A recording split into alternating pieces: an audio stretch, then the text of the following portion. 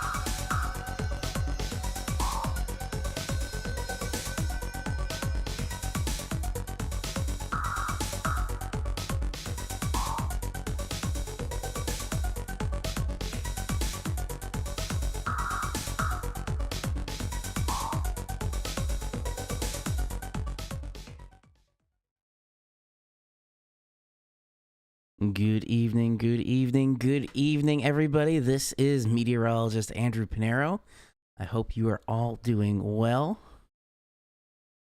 Raymond, Delvin, good seeing you in the chat. How are you both doing? Also, I don't know if either of you saw the description, but the new title for this, the Gaming Forecast Live, and the description were written by the AI ChatGPT.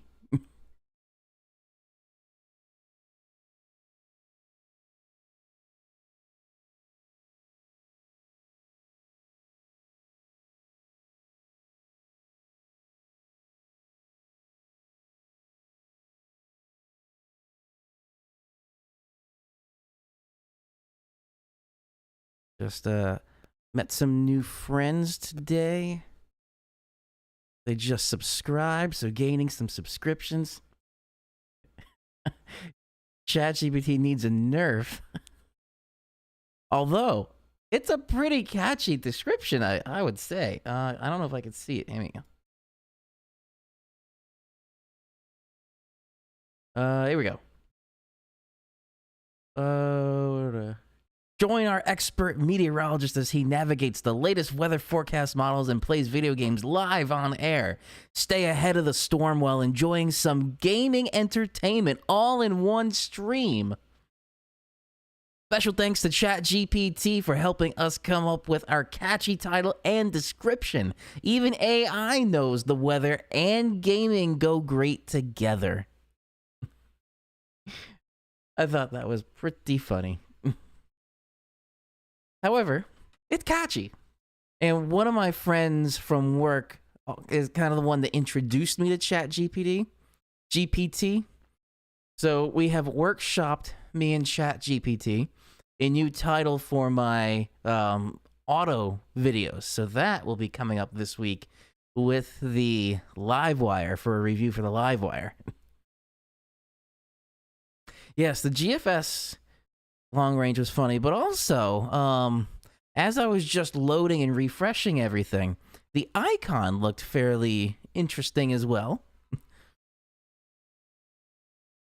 And also, cheers to everybody. The drink of the night tonight is a little bit of some Dragonberry Bacardi with sun-kissed orange soda. It is actually a really tasty drink. The only thing I'm missing is some whipped cream. Some whipped cream on there, it would really taste like a creamsicle.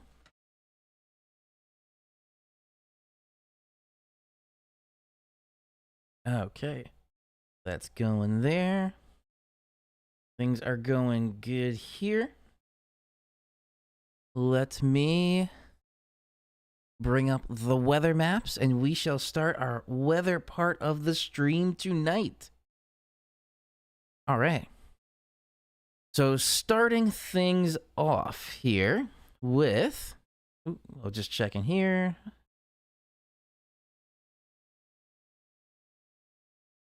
Yes, that is what I think I also caught with the icon, which was very interesting. We'll see if there's any validity to that particular forecast model.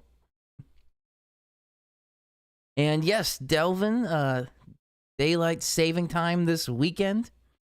Next week we'll be back at 7 a.m. sunrises.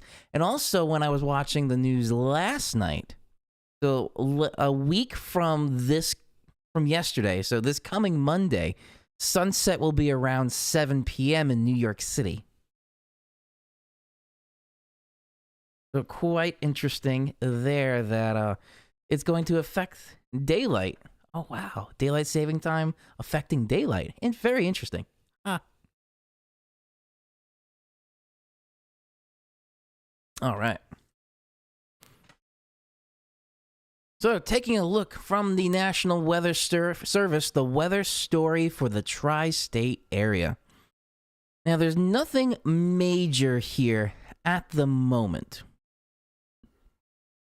So just kind of going down here in this kind of greenish color, coastal flood watch, coastal flood advisory in the lighter green, this like turquoisey green down here, coastal flood watch. So for any area along the coast, it looks like there's at least going to be 1 foot to 1.5 feet of sea level increase. So if you are right on the coast, you might want to take some precautions, maybe move some things a little bit more upward or inland, or if you are right on the coast, it's not going to be bad like we've seen before. You don't need to like break out the sandbags, but just use caution. Wintry mix for 1 to 2 inches of snow and sleet for Friday night into Saturday morning. So that's... Oh, sorry, the timing wise. This is for this system coming through at the end of the week. So very interesting things are happening with the forecast models, as Raymond, you have said there too. And Raymond, I did not get a chance to do that yet, but I don't know if you also saw there was another person that was in the comments that was talking about Radar Omega and was asking what radar I use, and I said I was using Radar Scope. They use Radar Omega as well. So Radar Omega is something I'll definitely take a look at.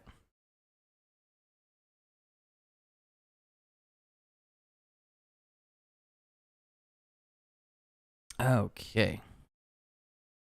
Heavy rain for the city and the coast. 1 to 1.5 inches of rain likely. Up to 2 inches of rain. You can't get an exact... The kind of standard is the 10-to-1 ratio, but it can fluctuate higher or lower depending on the exact temperature. But essentially, this snow ratio that you might hear is when you have liquid water. Liquid water, when it freezes, like if you take a cup of water, you fill the cup completely and then you put it in the freezer, the ice is actually going to go above the top. Because when water freezes, it expands. That's all snow is, essentially. It's just frozen water. So with the 10-to-1 ratio, that's kind of a mathematical way to say 1 inch of water will equate to 10 inches of snow. That is kind of an in-between number. It can go lower, very wet snow, and that's usually when it snows above the freezing point, which that can happen. we can see snow ratios maybe 6 or 8 inches to 1. But when it gets really cold, like 10 degrees, or usually less than 15 degrees Fahrenheit, for any of my friends that are watching from the United Kingdom, although it's quite late there if you are watching from the United Kingdom. But if it's below, so that'd be 0. So below, I believe it's negative 10 Celsius, because 0 Celsius would be 32 Fahrenheit. So say about negative 10 to negative 15 Celsius. That's where you start to see these higher snow ratios, where 1 inch of rain would be about 15 to 20 inches of snow. And no, I can't do the conversion in my head to centimeters. Or Delvin, as we were talking about, the decimeter might be a good unit of measurement.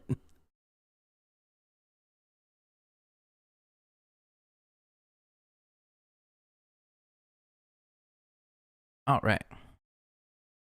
Now, when the system comes through, besides the rain and the wintry mix and all this, there's also the wind potential. So it looks like easterly winds, because this is kind of a coastal nor'easter, but not exactly. Easterly winds 10 to 20 miles per hour, with gusts getting up to 35 to 45 miles per hour for the city and the coastline, midnight to 8 a.m. Saturday. A few gusts to 50 miles per hour possible. Isolated down trees and power lines are possible. So yes, kind of like what we were talking about with the last live stream. It's always good to make sure whenever there's a wind potential or a wind aspect to the storm, that you want to make sure you have good charged batteries for flashlights, your cell phone, all your devices are fully charged. You might want to gas up the car, or in my case, you might want to also charge up the car like you charge up the phone. I'm not charging up the bike because I'm not using the motorcycle just yet. All right. The next brief by 6 a.m. Friday. So I'll keep everybody updated with probably more in terms of shorts, because on my channel, it seems like YouTube shorts do better than standard videos. Or a suggestion from a friend was a YouTube short and a regular length video. So a regular length video, say around 10 minutes. I say usually 5 to 15 minutes, somewhere in there is a regular weather update video for me. And a short is 60 seconds or less. Have a short for the people that like shorts, that gather well, and then the 5 to 15 minute video, have that as well. And I did that once, and it worked out really well, where I filmed essentially for the 5 to 15 minute weather video, and then I pulled pieces from there and made a YouTube short out of the footage I already captured. It was basically getting 2 videos for the price of 1. All right. Storm Prediction Center. We still do have going into the Texas, Oklahoma area. Charge NOAA weather radios. Raymond, we're not there yet. We got to do that midway through the stream.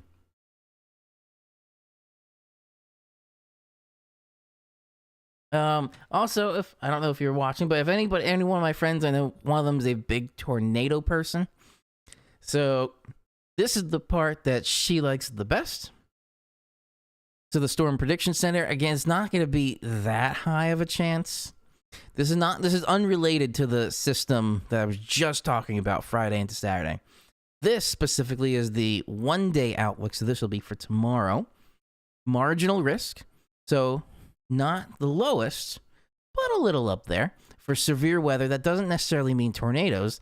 That's where the Storm Prediction Center puts out all these options. So tornado, less than 2% all areas. Now that is a true scientist. You can't say there's a 0% chance of anything. So they, in the entire U.S., say a less than 2% chance of a tornado at any given place in all 50 or 48 states in the mainland U.S. Wind. That's kind of the focus area right there on the Texas-Oklahoma border. And hail, kind of that same thing, just a bigger swath right there of 5% chance for more damaging hail in that northern Texas going into the Oklahoma border there. Not the panhandles, but right about there. All right, National Hurricane Center, nothing out there.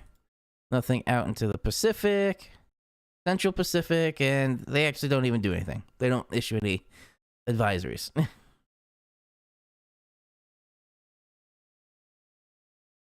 Yes, Raymond, you are very correct that the marginal risk, let me go back to that Storm Prediction Center. A marginal risk in Jersey produced that EF2 tornado in Trenton. It still just boggles my mind that happened.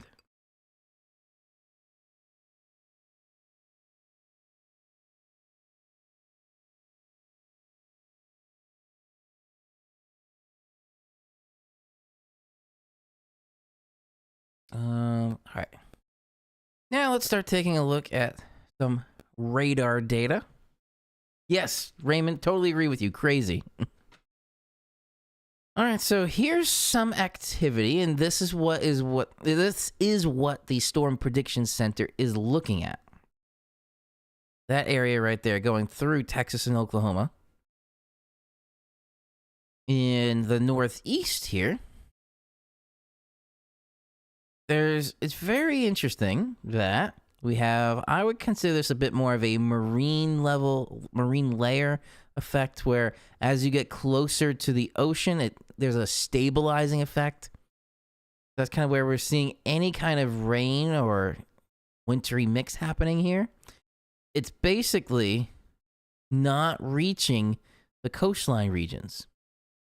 And once we get to the water vapor satellite imagery, I believe we would see maybe a little bit of dry air here as well. But let's take a quick peek here. Bring it up.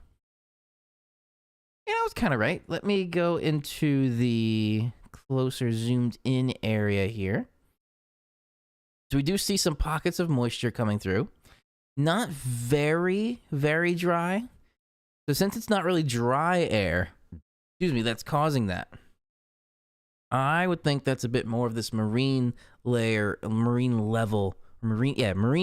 influence that's causing the stabilizing motion.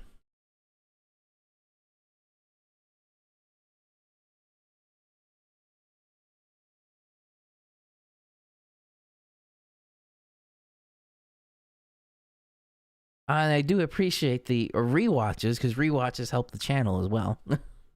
But yeah, it was very interesting I haven't rewatched it, so I'll probably go take a relook at it as well. All right, surface analysis here. So we have a high pressure system coming through, and that low pressure system there is pretty much going to skirt through the northeast, just barely scraping the region that becomes the northeast as the high makes its way in, and that's a pretty strong high. 1037 millibar is what's showing right there. It's not the strongest high, but it's definitely a strong high pressure system. All right, now let's jump into the forecast models.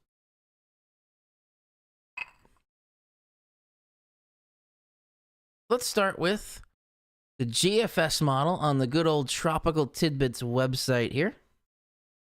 And the one thing that's like jumping out at me on this screen at first is, actually, let me make this a little brighter. I think I didn't realize I am light. No, I'm good. I thought it was slightly underexposed, but I think the screen's just brighter for some reason. The one thing that's jumping out, are we going out to the system or just 3 to 5 days? We're going to go out to 7 days. I always like to do 7 days and no more than 7 days. So the one thing that's screaming at me on this page right now is what's called the pressure gradient. So the lines here, these are the isobars, lines of equal pressure. When these lines get close to each other, that means it's going to be windy. You have a strong difference between two different pressure systems, a high and a low, and that causes a lot of wind in the middle. Going into physics, that's called the Bernoulli principle. When you kind of squeeze air together, you can have very slow moving air in a very wide area, but when you squeeze it together, that becomes a very fast moving flow. And that's what we're seeing here. That's what's causing these very windy conditions out there. So going into tomorrow, it still looks just as windy. That high kind of keeps it clear, so I would expect tomorrow to be very similar to today. Thursday, it looks like the high is still having an influence. The wind dies down just a little bit.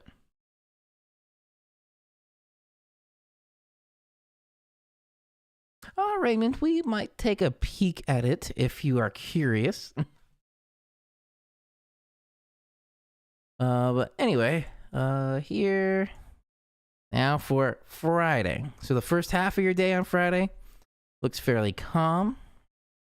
The second half of the day on Friday going into the evening hours, there's our next system. And again, it looks like that freezing line. If you go to New York City and just kind of draw a line right around there, this is a bit more of a wavy line, but that's kind of the area where the freezing line is.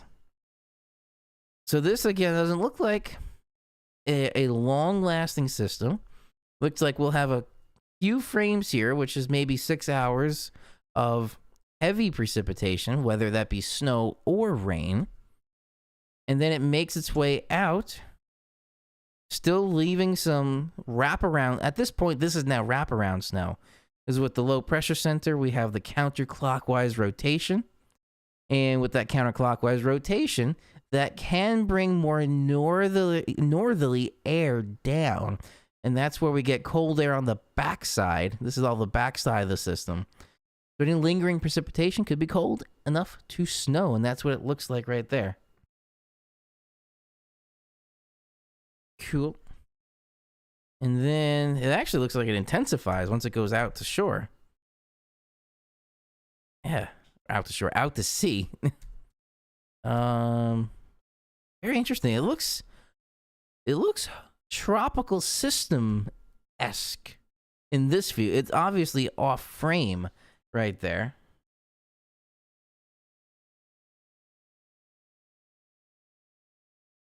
Yeah, pretty much that I-90, I-87 area and north. It looked like it's gonna be all snow. But again, this is only one forecast model we've looked at so far. So we'll have to keep on struggling through and see what the rest show. But it's also very interesting how it's behaving like a tropical system. Once it gets out into the ocean, it intensifies, and it looks like it starts to bomb out right there. I can't see what the low pressure center is, but if you look at the pressure gradient, it is dropping, or the low pressure is dropping, the pressure's dropping, and it's causing this pressure gradient to increase here. So that's quite interesting to see. Now, beyond that, once that makes its way out Saturday, Sunday, it looks like we have some lingering wind because that pressure gradient is still there. Yeah, I know I can zoom out a bit. I just didn't feel like it. Sunday looks like it's a pretty good day. It's a little breezy. Probably still cold at that point. Monday kind of looks like the same thing. I don't know if there would be any lake effect snow here. But then going into Tuesday, oh, very interesting. The first part of your day on Tuesday looks fine. Then all of a sudden, little flash of some snow, and then it's gone. Now you're talking about this system? Or that. That's the one. Not this. So that looks like it could cause some questionable weather as well, which is St. Patrick's Day weekend. But going out even further to the end of the month, March 22nd. Yeah, that I am not even going to say too much about because it's just too far out to say anything for sure. All right. Next, we're going to head to Pivotal Weather. That looks ridiculous. Yes, I agree with you. Next, we're going to head to Pivotal Weather. But before that, I'm just going to grab a drink, and I will be right back.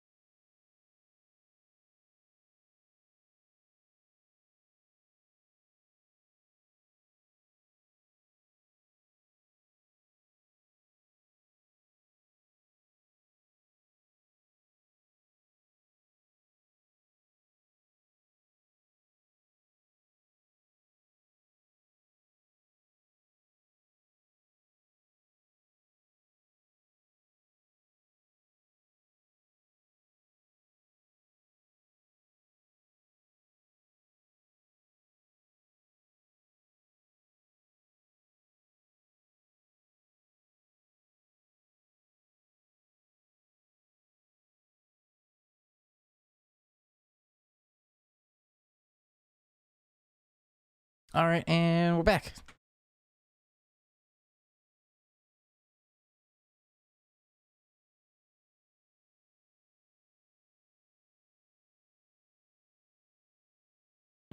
Yes, correct, Raymond. For now, we know how these forecast models can be.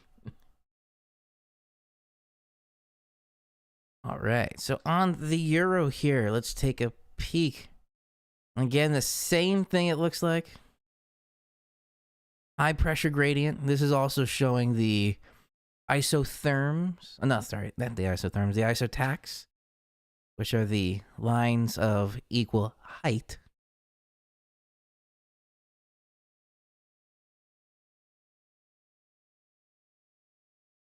So, besides being cold and windy the next couple days, it does look like it's going to be partly to mostly sunny.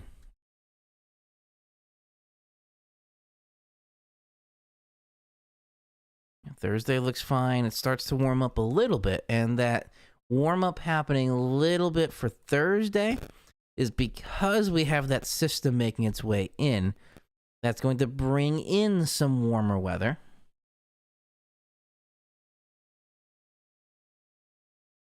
Okay, I'll go out as far as the Euro will go. So this is 0Z Saturday, so Friday night at... It's still going to be 7 p.m. at that point because the time change didn't happen yet. Starting out as snow and a wintry mix for New York City. Staying like that. So, the Euro here is definitely colder.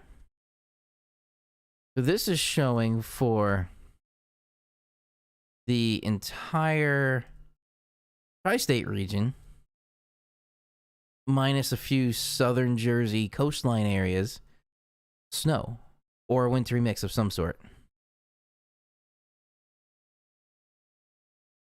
Very interesting. And then it does do this same rapid intensification. The letter W of pivotal weather is blocking the exact center there.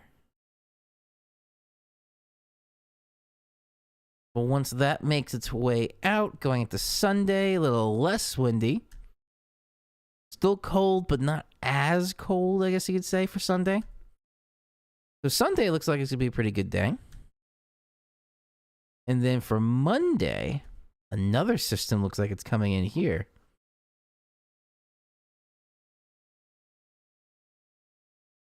Wow, wait a second.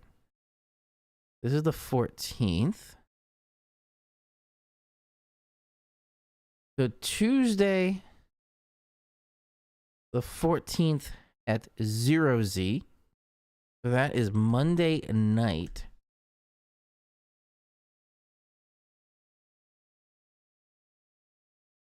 Go back to Tuesday, 0Z.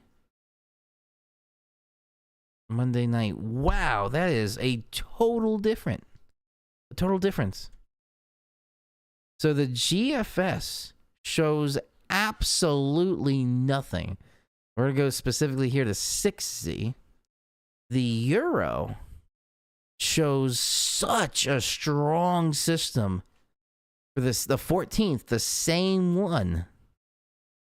So this is the picture from the Euro for Tuesday at 2 a.m. at that point. This is the picture from the GFS Tuesday at that point. The Euro has a blizzard. Yeah. That's so weird. They are complete opposites, the GFS and the Euro there.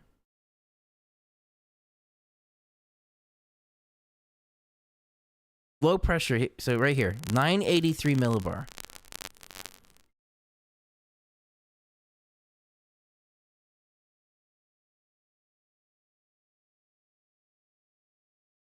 That's just so weird. We'll see what the rest do. Because usually, everybody talks about the GFS versus the Euro. And are you in the GFS camp or the Euro camp? So we'll see, I guess, starting based on these, what the other forecast models fall under. Are they the GFS, which shows nothing Monday night into Tuesday? Or is it the Euro, which shows this I would definitely say will be a blizzard Monday night into Tuesday? So we'll circle back on there. I just want to keep going through the Euro. Just for a little bit. Because I know you asked to go as far out as possible.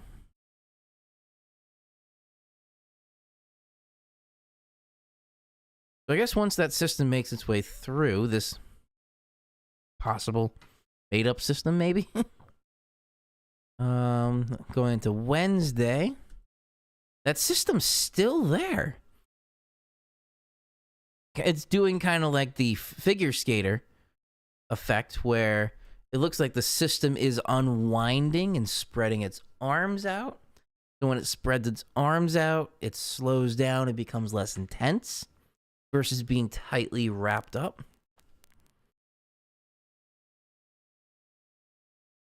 So Wednesday doesn't look as bad, but the system is still there. Thursday, it's still there. And that is as far as the Euro goes, which is only 240 hours. But, there it is. All right, so I'm just going to rewind and hold the frames on that 6Z Tuesday. 6Z Tuesday, or let's do 6Z Tuesday. I'm going to hold all of these at the same thing. So 6Z Tuesday, 6Z Tuesday. All right, now let's take a look at the icon. I'm on the 120. So let's go to the 12Z, which goes 180 hours out.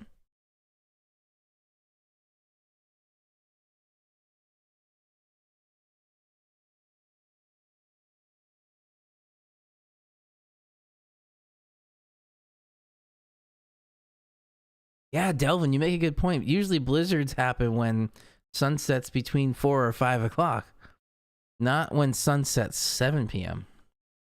You've, Raymond, you and me both. I've never seen something like that before where it's that drastic of a difference between two of the biggest forecast models in the world.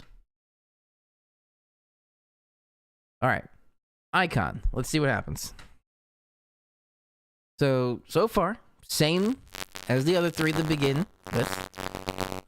High pressure gradient, cold, and it's gonna stay like that. Wednesday, Thursday, and then going into Friday. Here comes that system. This is definitely warmer. So this is gonna, so far, falling in line a little bit more with the GFS. Because remember, the Euro with this Friday system, Friday into Saturday, was much colder. Oh. Yes, well, that too. You've never seen a system just sit there like that. That is very true as well. The only other weird thing I've seen, I don't remember when it was. It was Hurricane Ivan, 2004. Right there. So the system came through. It came through the Gulf of Mexico and made its way up to New York and then came back down. I've never seen a system move south like that. Because that's basically opposite of the Gulf Stream as well. So it went basically traveling west, then north, northeast, east, and then south again. Then it traveled west, and it came back through the Gulf of Mexico a second time and petered off into Texas. That was such a weird system. So I would kind of put this on the weird level like that as well. We were on the icon. Okay, so there's the Friday into Saturday system. So not as bad here on the icon. So far this is in the GFS camp. And then Sunday looks like a fine day, which is just cold, a little less breezy. Now here, overnight. So, oh wow. This is taking parts from the GFS and the Euro. So from the GFS, it's pulling the Friday systems to be a little bit warmer than the Euro. But overnight, Monday into Tuesday, this looks like a blizzard. Now, Raymond, you did bring up that point. You never saw a system this far north just sit there. Let's see what happens. Oh, look at that. It does a loop-de-loop. Usually things don't happen like that in nature, so this seems, again, it is a computer simulation, and it definitely seems like a computer simulation. So it comes through. It actually kind of gets really close to that 70-40 line. So right here, that's some heavy snow for New York City. So the low pressure heads almost due north at that point. Little wobble here and there, which the wobble can happen.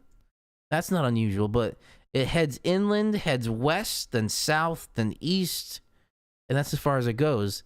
So it comes north, starts doing a little wobble here and there, then does this loop. Well.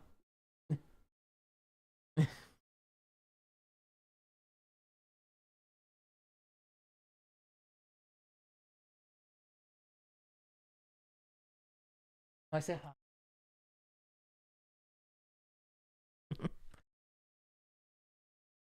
Meg was just texting a mutual friend we have. Tell Damon to join the live stream.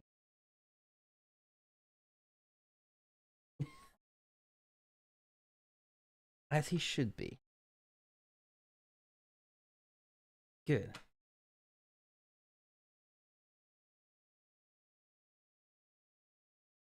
Raymond, I'm just reading your comment there.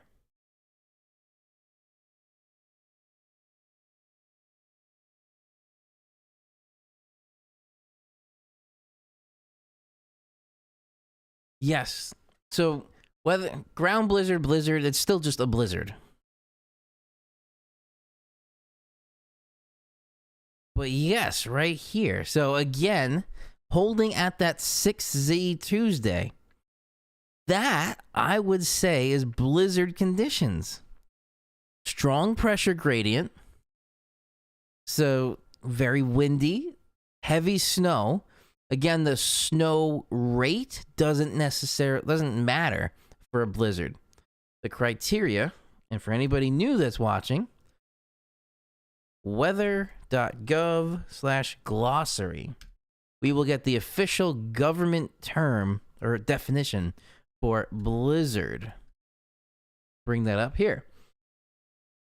So it brings up everything here. So blizzard. A blizzard means the following conditions: sustained wind or frequent gusts to 35 miles an hour or greater, considerable falling or blowing snow, reduced visibility to less than, weird symbols, less than a quarter mile. So it has nothing to do with the snow rate, which is why a ground blizzard can happen. When blizzard conditions are solely caused by blowing and drifting snow. So a ground blizzard can happen with the sun out. It could be a perfectly sunny day with a ground blizzard happening.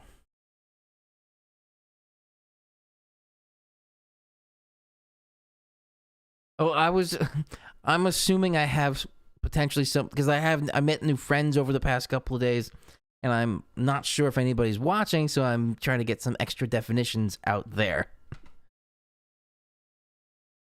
But I was talking about the Euro solution if it verifies. So let's get everything now aligned on that 6Z. So here's the GFS. Nothing. Low pressure gradient as well. So this is assuming overnight Monday to Tuesday is going to be a fairly clear, cold, and calm night. The Euro. Blizzard. Slightly warmer blizzard where, well, it's more of a wintry mix happening, but still a pretty strong storm with that 983 low. Then Icon. 985, so within the realm of the same possibility. My camera battery just died, so let me switch that out. Give me 1 second. That's quite a freeze frame that my camera died on.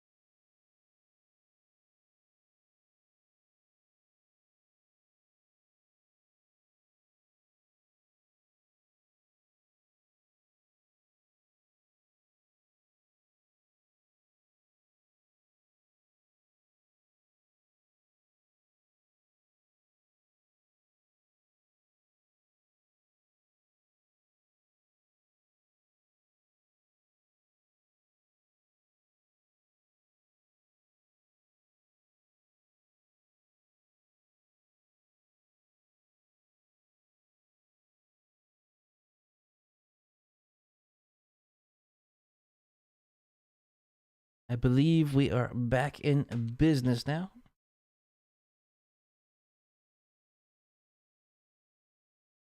Cool. It looks like we are.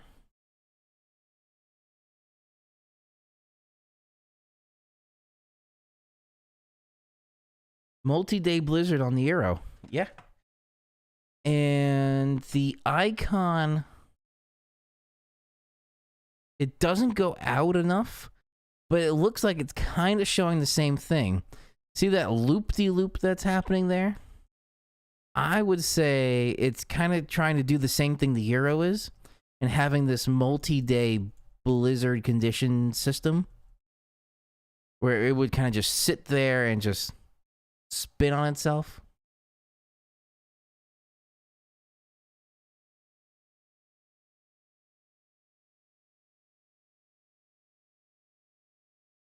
Now, let's take a... Oh, there's the glossary. Don't need that anymore.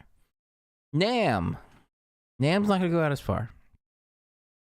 What a weird model data. Most definitely.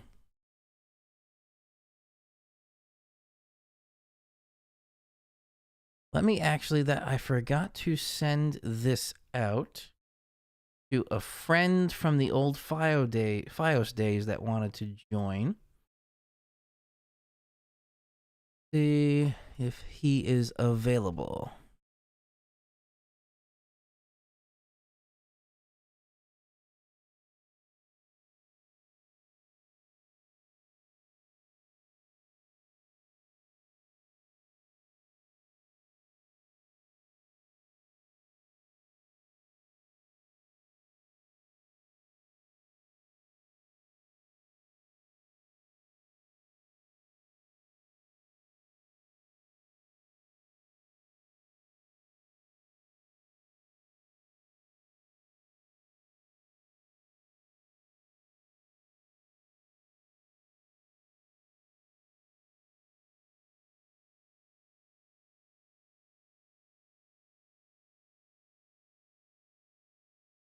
I just sent it to him if he wants to join. I might send it to everybody. Make sure everything's correct there. It just feels like it's such a stark difference. This is the 18Z March 7th. That's today. The Euro is Tuesday, 12Z, because the Euro only does 12 and 0Z, so that's fine. The 7th. Icon. 12Z March 7th. So it's the same run. It's just so mind-boggling.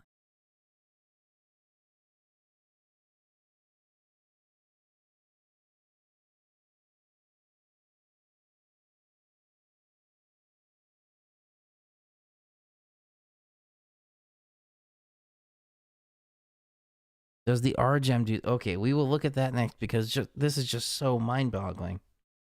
I forgot I had the screen on. I had that. Oh well. One there. Let me send this out to some other people too.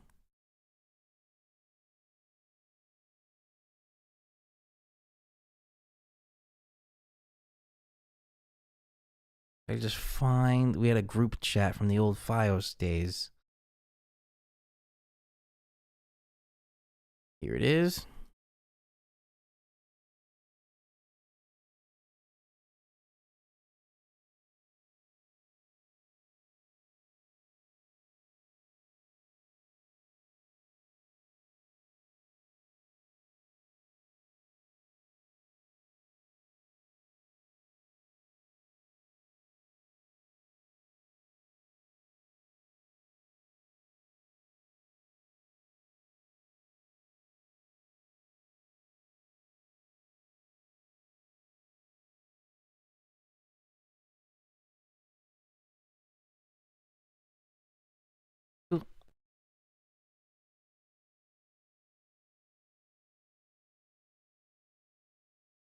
I inquired with my fellow meteorologists to see if they wanted to join in.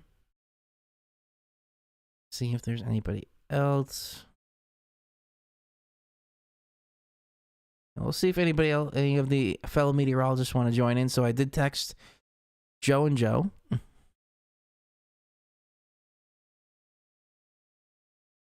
Yeah, I think that's about it.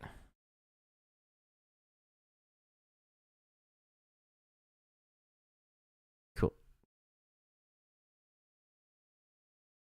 Switch on back. All right. So continuing with the icon here. Oh, that was the end of the icon. That was 180 hours.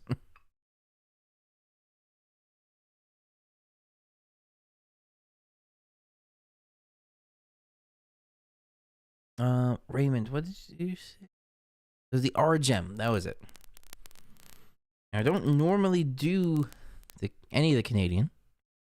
So let's see what this says. Purely out of curiosity. So let's just rewind and watch the Canadian through this. So it's showing fairly similar. High pressure gradient for tomorrow, but clear. Same thing for Thursday. Friday, it's doing its own thing, as the Canadian seems to do. Where it has it does show the same intensification going on. As almost like a tropical system. As it heads out over the open ocean, it intensifies quite hard. 979 millibar is a pretty strong system there. But for overnight Friday into Saturday, it actually starts pretty late too. It looks like nothing comes in until after 0Z to 6Z on Saturday. And then just a little burst of some light snow, it looked like, and it intensifies. All right. Sunday looks clear and calmer with the winds. A little bit warmer, but still cold, and it's still March. And then for Monday, it's different. It has a completely different thing. So it's not like the GFS that doesn't show anything. This actually seems to be a little bit more believable.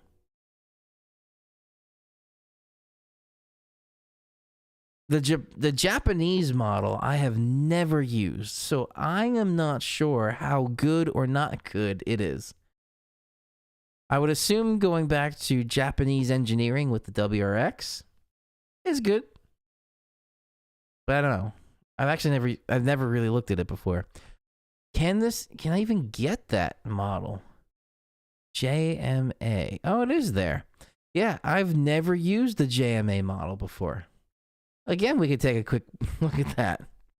All right, so this, honestly, the Canadian, I see more believable than the European. Because it doesn't do any weird movements. It kind of has a very gentle curve or gentle arc on its way through. It doesn't show a rapid intensification to a blizzard. I would still say this is a pretty strong system, and it gradually intensifies a little bit as it heads into Maine and New Hampshire.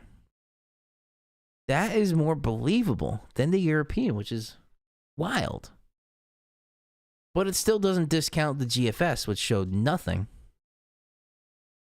All right, so that's the Canadian.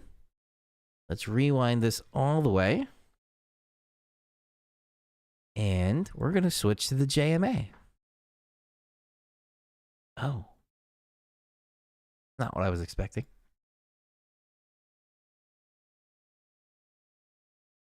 Everything okay?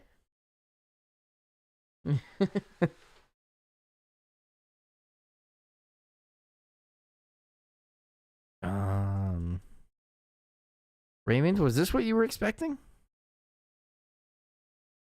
Because it wasn't what I was expecting.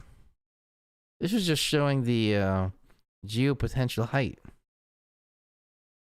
Which is fine. We can still use this to analyze the jet stream.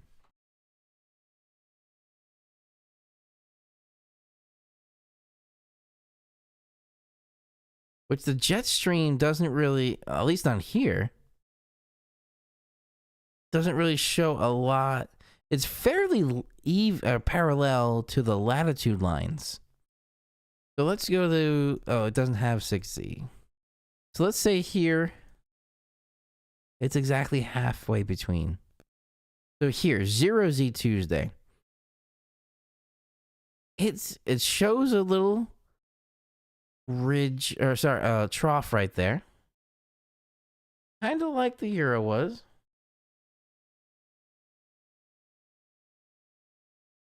It's paywalled. Okay, that makes sense because, another country.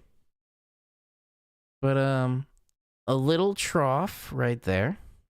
But that's not directly affecting this system right here. It's fairly, well, here, there's kind of an influence, I guess you could say, between these two systems. That can cause a little bit of concern.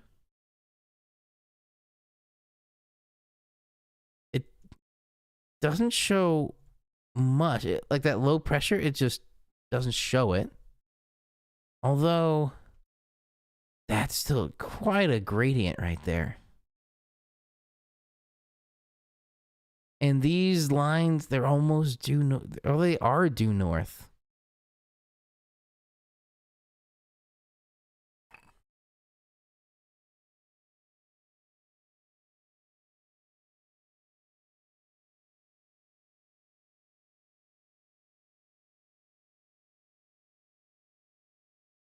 And so that is my first encounter with the Japanese model. Yeah, so it seems like something's paywalled somewhere. Does Pivotal Weather have it? Ukmet, I've heard good things about before, but I think that is paywalled. CFS, regional. No, this is all American models. Well, I should say AMR. Not AMR, North America. That's the proper term. North America. So Canadian and American. The only exception is the Euro, which every forecast model site has to have the Euro. Some degree. All right, so it doesn't have that. So very interesting.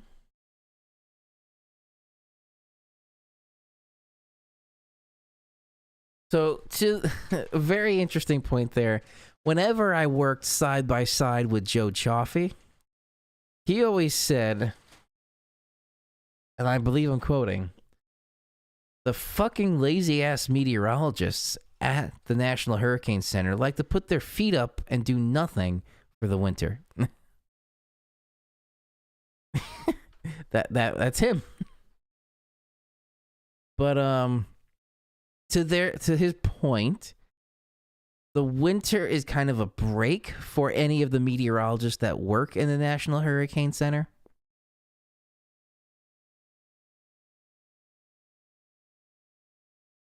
The Ukmet looks like a British model. I believe so. One of my friends, his father was in the Navy for decades and did a lot of work with observations. He wasn't an official meteorologist, but he had a lot of weather-specific observational skills. So he was, I would say, as good as any meteorologist. And he would look at the Ukmet a lot. And I know he would also compare like the civilian models to what he was using. But he has passed now, so rest in peace. But we always had good conversations about the weather while also golfing.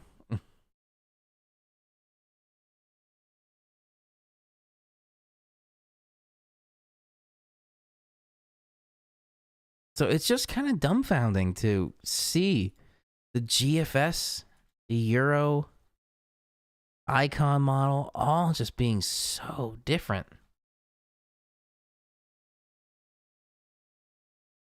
You found that funny? Again, I was just quoting Joe Chaffee. Because he drops that F-bomb a lot. All right. Well, I'm not going to use the JMA, so I'm going to delete that. Now, the NAM, again, is only 84 hours out, so it's not going to tell us anything for next week, Monday night to Tuesday. But let's take a look at it for the next couple days here. This so far is in alignment with every other model to start out with. High pressure gradient, so windy conditions overnight tonight into tomorrow. Although this is a little bit more active with lake effect snow around the Great Lakes and off of Finger Lakes and a little bit off the Great Lakes. So Wednesday and Thursday, kind of about the same situation.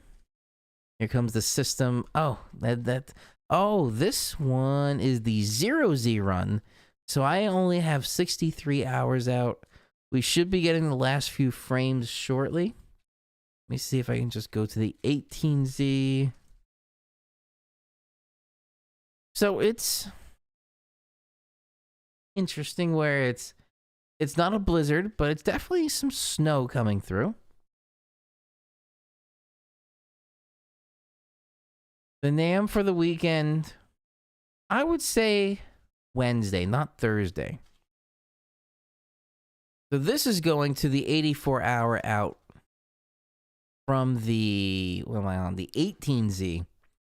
So if we go to the 0Z, once that finishes, that should be not for the full weekend, but at least Friday night.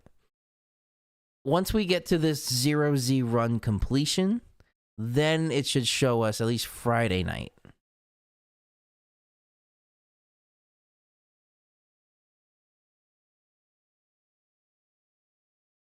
The NAM 3 kilometers, not going to go out again, even as far as the NAM 12 kilometer.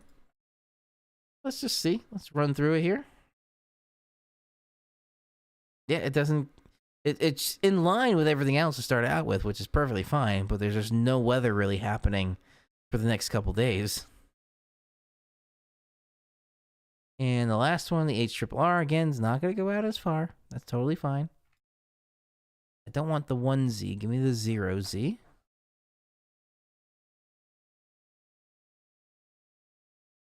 Yeah, at least that's still in alignment where the pressure gradient is there, so it's going to be windy, but fairly clear for the next couple of days.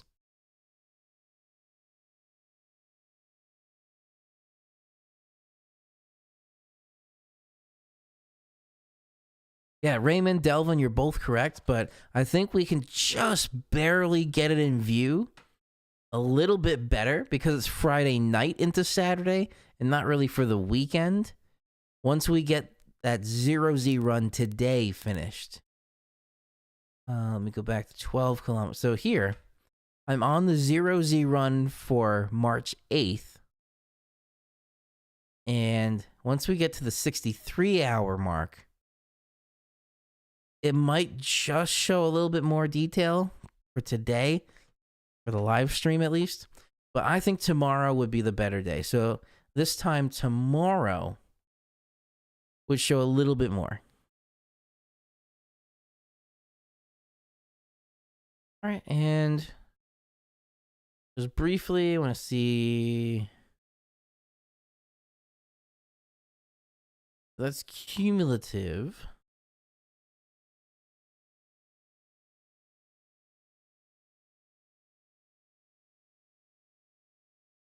Okay.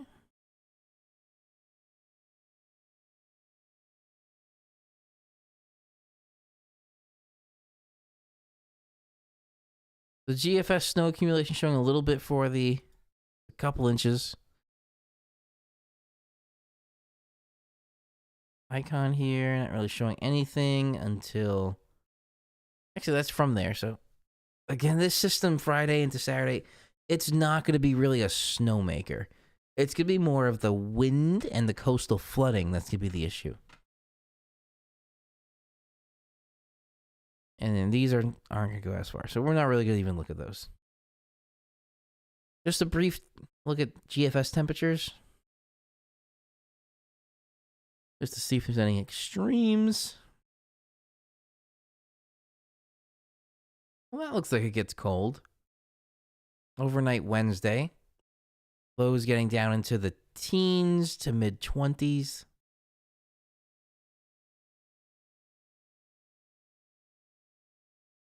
Nothing really looks like it's going out of the ordinary. And going to 6Z Tuesday. So the temperature here, at least, is showing. So it's 24 degrees it's showing, or I would say the mid-20s during that time frame outside of the New York City area. So that can definitely support snow.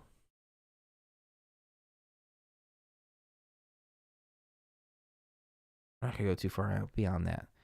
All right. And then let me just bring up the Moss data here. Let me view bulletins. Here's the bulletins. So our highs are looking like 49, 47. This is for iSlip specifically. 49, 47, 42, 39, 42. My watch just said I completed another hour of standing. Thank you.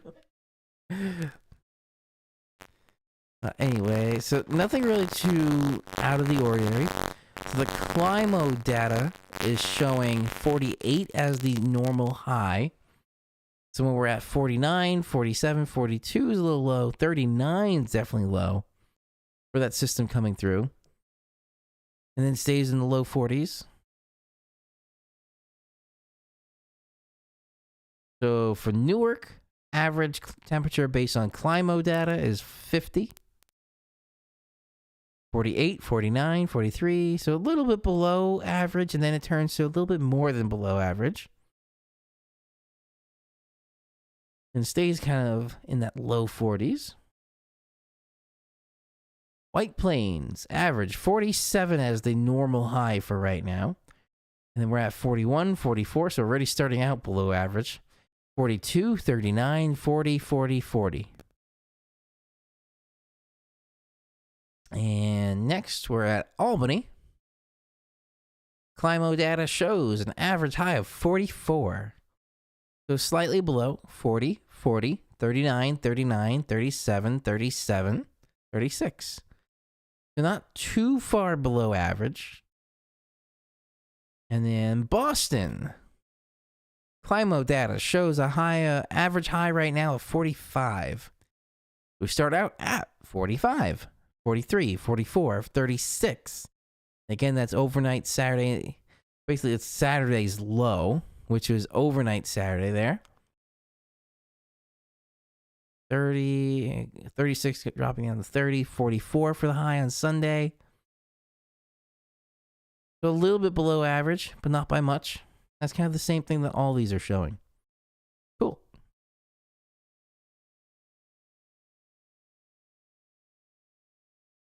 Yeah, it's a little too early to play with the snow maps, so that's why I didn't really go too deep into them, just a little brief overview.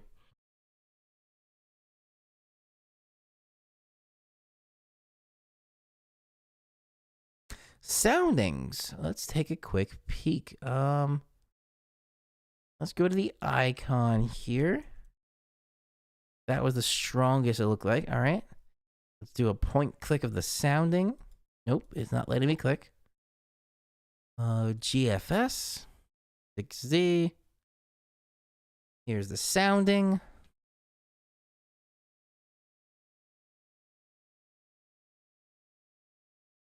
It looks fairly stable. Wet bulb and the dry bulb temperatures are fairly close, so almost humid, but it doesn't really show too much of a difference until about 700 millibar. And then it dries out with the dew point there, drops quite a bit. Temperature stays fairly steady, going up. That's the GFS. Let me just see if any of the other ones I don't know if Pivotal Weather does that too. Sounding available on Plus. So it's paywalled. I didn't pay for Plus. Although I might be able to pay for Plus and get that as a tax write-off with the business account. So I'm not sure if I will be available. But that'd be kind of neat to see soundings on the Euro. And also there was one other thing with the Euro. Oh, the Euro... no, I'm on the Euro high res. There was something else that I could... Oh, I know what I can get here. It was winter weather. Snowfall with the Kuchera ratio. And the total positive snow depth. That is paywalled. Available on Pivotal Weather Plus. Snow depth, total snowfall depth change, and ice. I can't get any kind of ice forecasting. All right.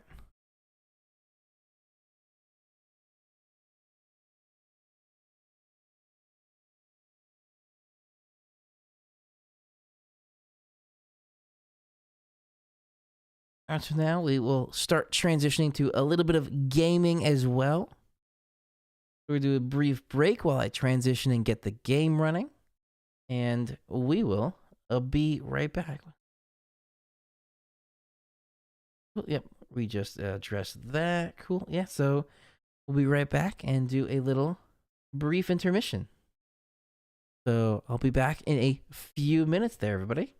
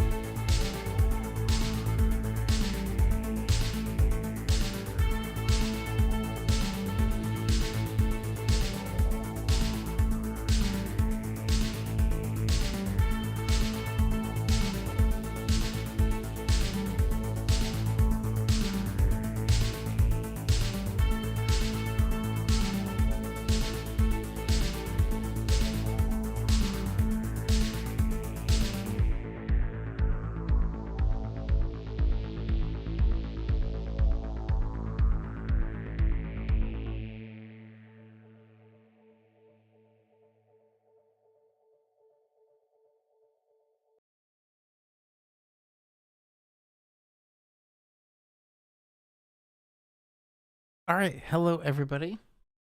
Just to let you know where I am unable to log into Minecraft. Trying to figure things out right now.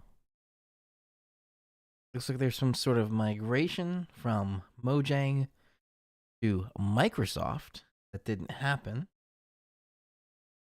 Not getting the confirmation code sent to my email.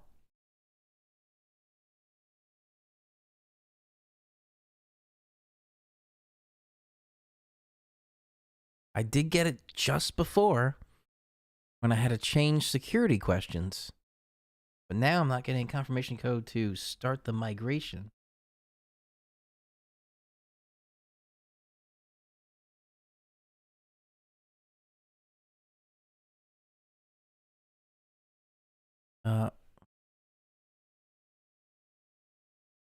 Delvin, since you also are a Minecraft player, have you experienced this at all?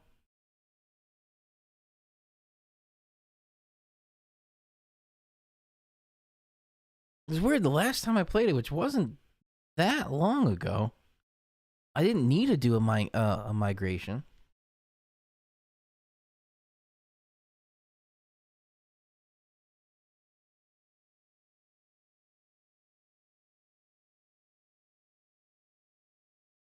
Because on the launcher on the desktop of the computer, I'm signed in with my Microsoft account, and then I click on Minecraft Java Edition. I hit play. It says username required. You have to pick a username. Okay, I do. Which would be Weatherman AP, which is everything online. I hit confirm. Failed to create profile.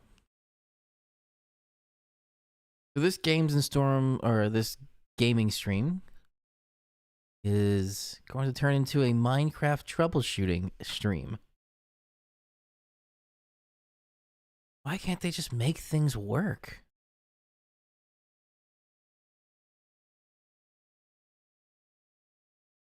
The Gaming Forecast Live. I want to get some gaming in the Gaming Forecast.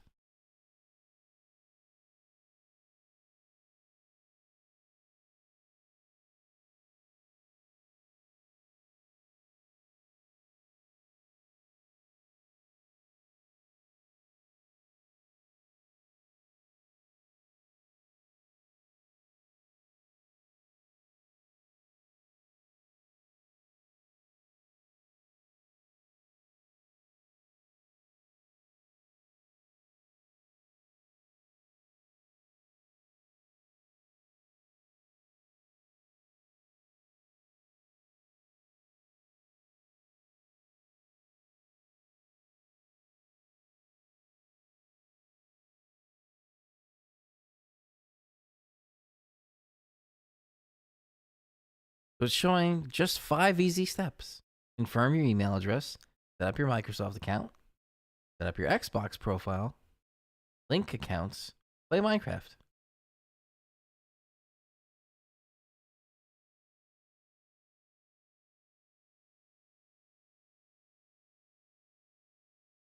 It's just not sending the email.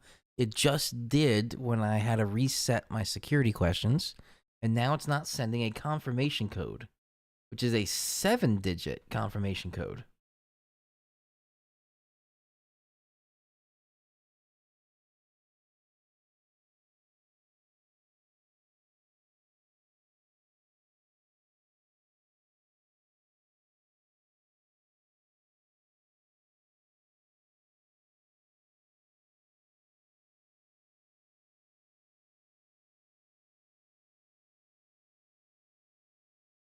The Xbox gamer tag is Microsoft username.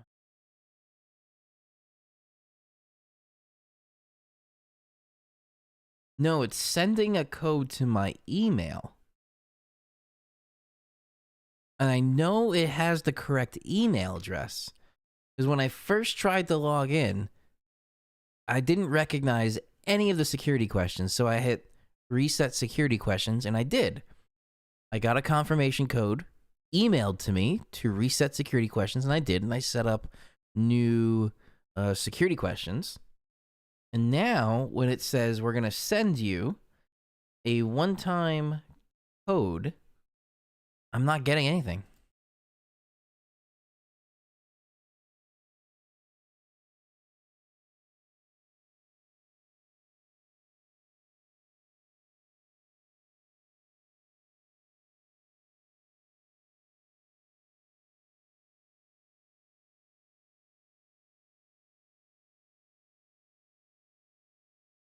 And coming through every time I try and refresh the email.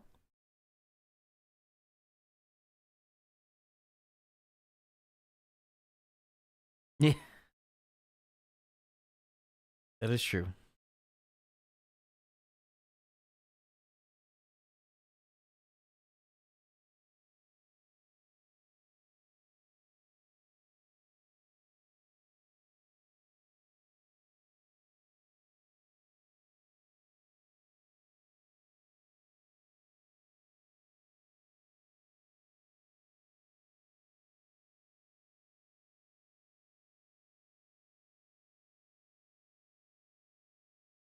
Let me see what happens if I log out and log in.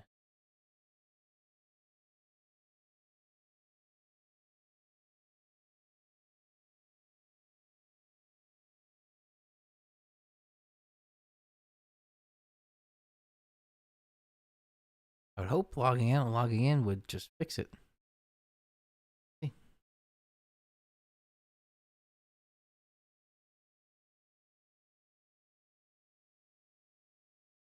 Logging in at the moment.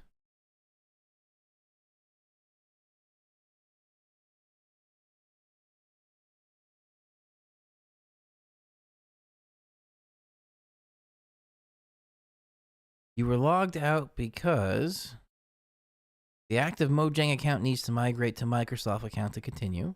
Okay.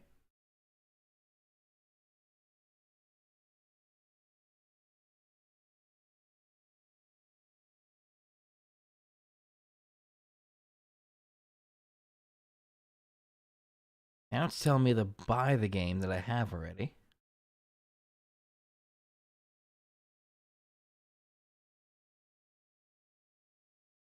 Oh, there's a new Minecraft game called Minecraft Legends coming out.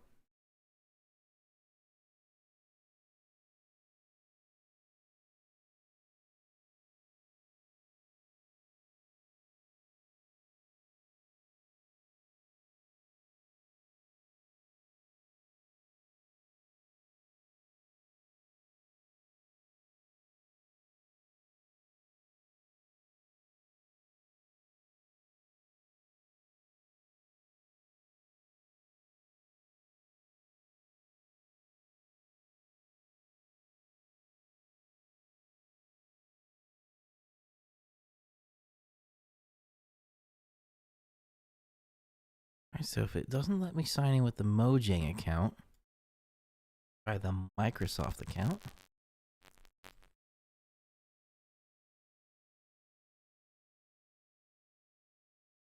The one I use for live.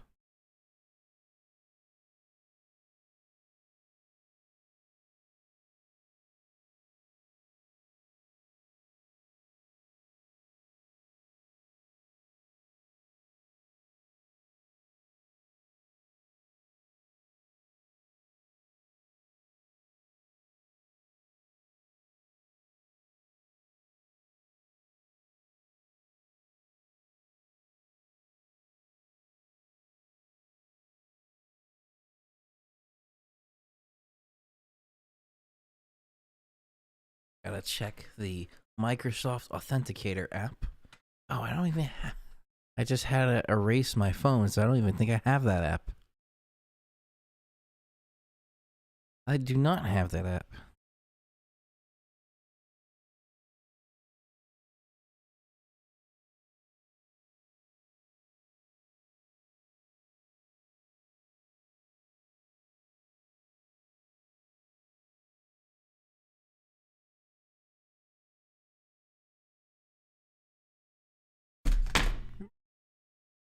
Slippery phone.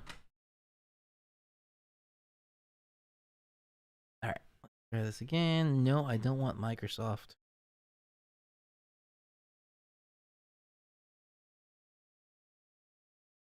The Microsoft account.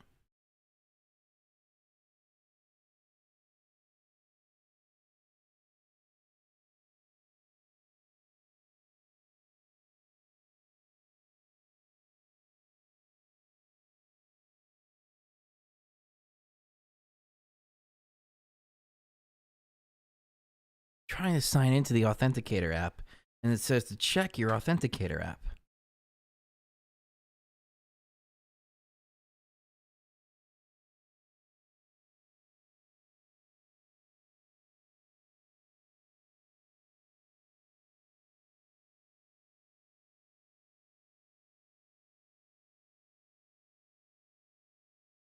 Also, my phone's on 4% battery.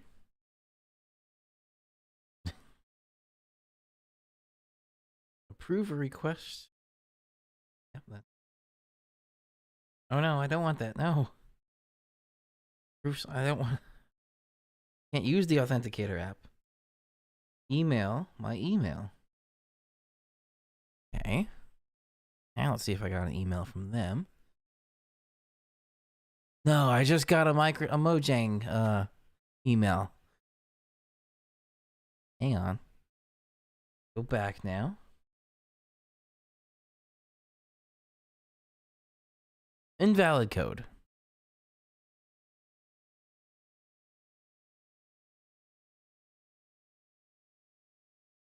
Said they sent another one. Okay, this one came right in. Cool.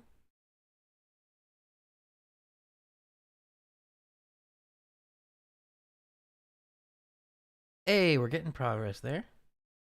Looks like you might already have a Microsoft account. I do. Good.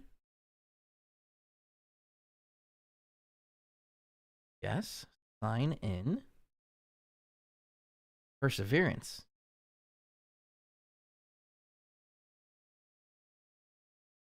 Microsoft account's already taken. Yeah, it's taken by me.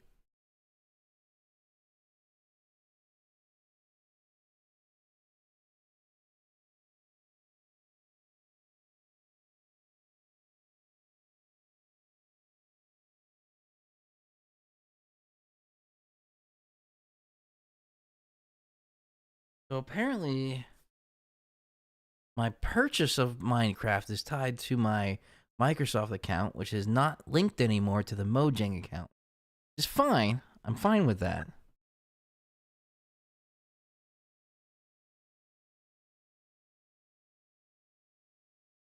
Don't have access to the Authenticator app. Email me. Yes.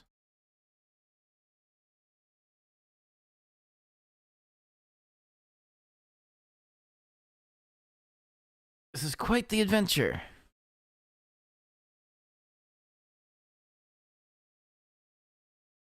Yes, it's interesting how a multi-billion-dollar company wants you to double buy their game. Cool, I got the code from Microsoft.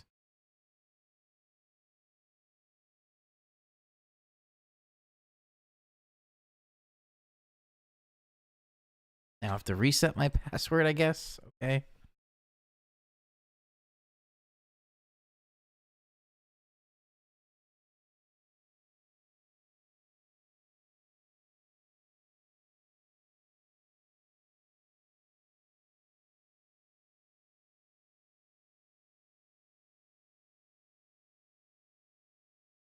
Security info updated.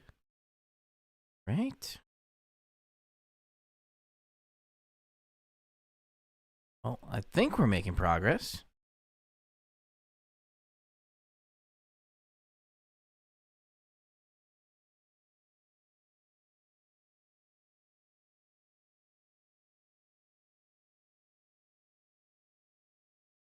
Welcome back. Okay, I'm into Microsoft.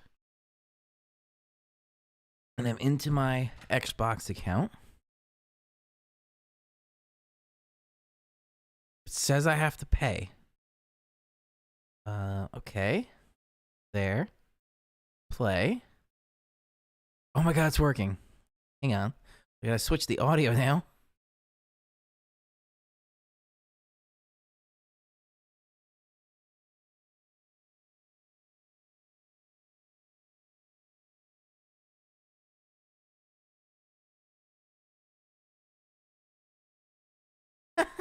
this is like the Mets playing. Okay, I am in. It's probably gonna be a brand new game, but we'll see what happens. Hang on now, I gotta switch my audio input from Safari to Java. Hey, we got audio coming in now. That's a good thing. And let me bring up here.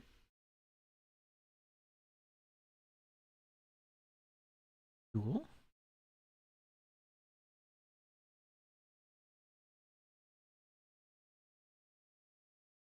Switch over to this because I'm in. Bring up the audio, and that should be fairly low right now, but we're not in game. Okay. Are you all seeing me okay? Because YouTube says not receiving enough video to maintain smooth streaming. It looks all fine.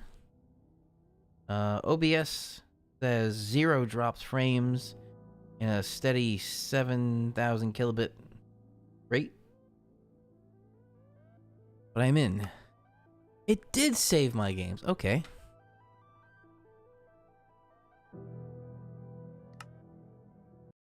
That was such a struggle.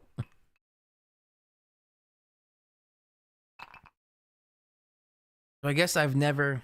Yeah, this is exactly where I left off, I remember.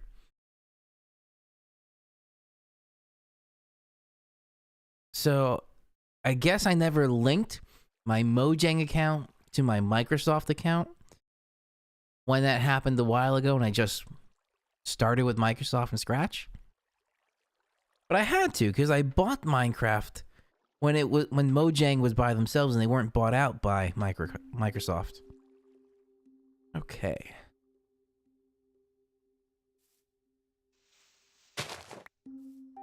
Look at that, we're in Minecraft now.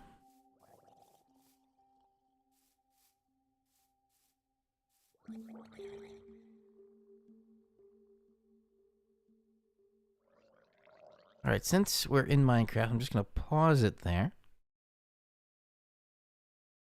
Because I never got a chance, as Raymond, you would be disappointed. No weather radio time. No weather radio. So this specifically is called a GMRS radio. You don't have to get something like this. No weather radios are important.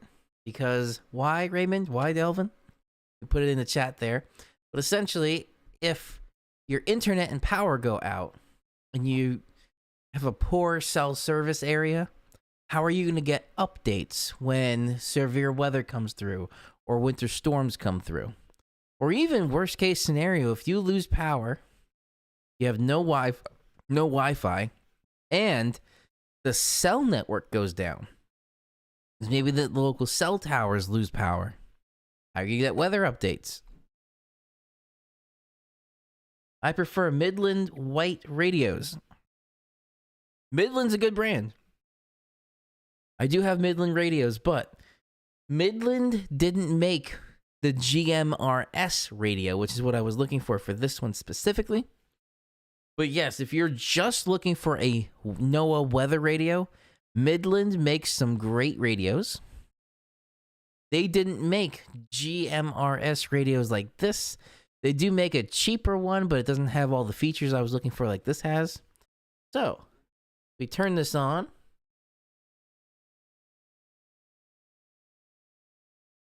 That's a cat. The cat is snoring very loudly next. He's out. Anyway. Turn the radio on, and this has a special weather band mode. Low tide There we go. p.m. Wednesday and 6:01 p.m. Wednesday. At Montauk, high tide is at 9:15 p.m. Tuesday, 9:34 a.m. Wednesday, and 9:52 p.m. Wednesday. Tide is at 3:30. So although I can understand it, it's not the best quality right now because I'm very interior into the building right now. I'm kind of in the middle of the building. If I was near a window on either side of the apartment, I was more that way, or if I'm more that way, it would get better reception. But I was able to at least, I just transmitted. I was able to at least get that weather reception and understand it. And I see some conversation going on, Delvin, especially in rural, suburban areas, car-dependent areas. Easier to lose contact and power. Very true. And let me just see what else you said. Yep, the Midland walkie-talkies are considered NOAA weather radios too. Yes. So I do have the Midland walkie-talkies that do get the NOAA weather radio. The only difference that I don't necessarily like with the walkie-talkies specifically, let me go back. So the walkie-talkies, you can't actually input a frequency.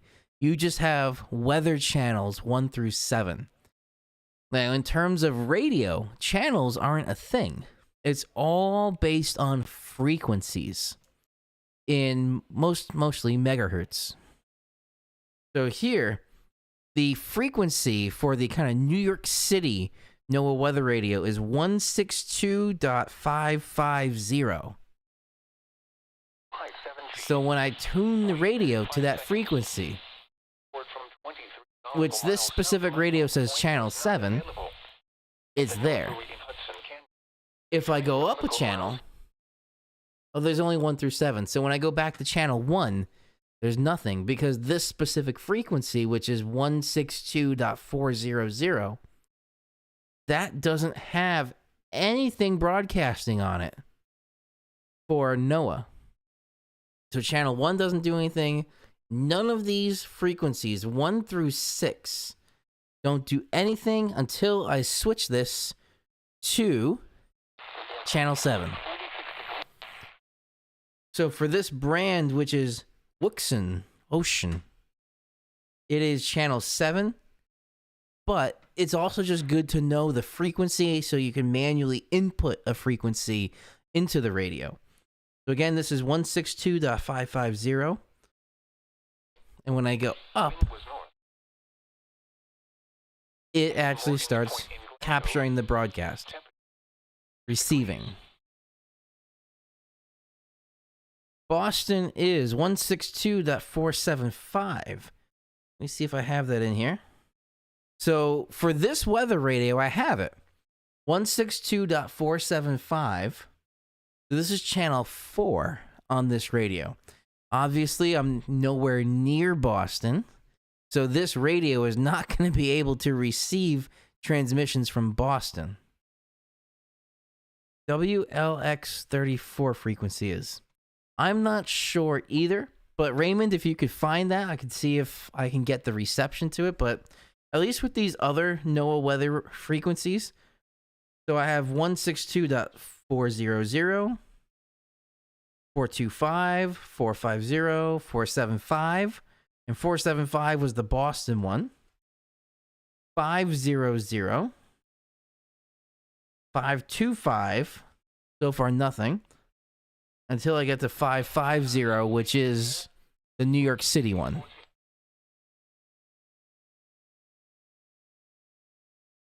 Kind of fun playing around with some radios on YouTube there. But anyway, whether you have a handheld radio like this, or you have some sort of plug-in like base station system, it's always good to have a NOAA weather radio on hand and fully charged. So if you do have a radio like this, don't forget to charge it. So if a system comes up like this Friday night into Saturday, and then we'll see what happens Monday night into Tuesday. But again, it's always going to be good to have a NOAA weather radio. Now this specific radio, my light just went out. Hey Siri, turn left light on.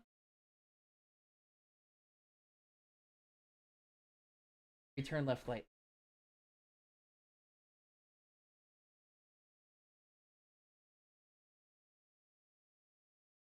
Messed with the frequencies. I don't think what I did messed with the frequencies, but my light went out.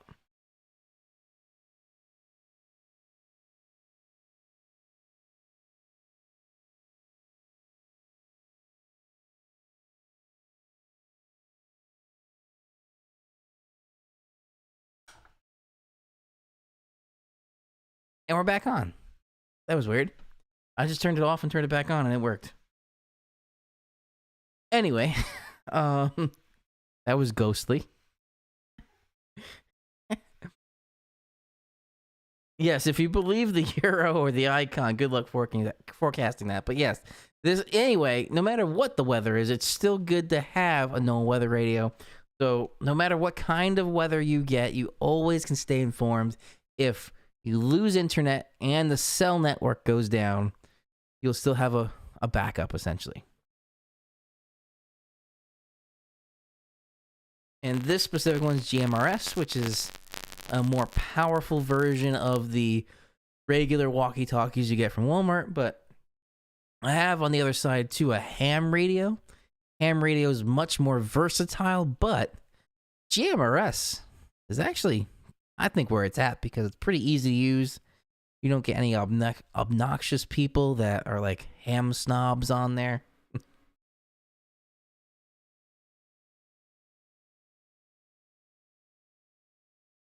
All right. Switch on over and we're going back to the game.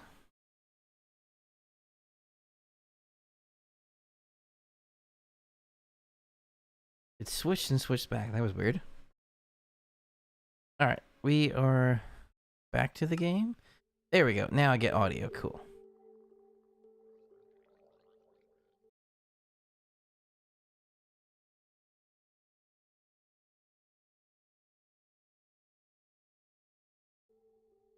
There we go.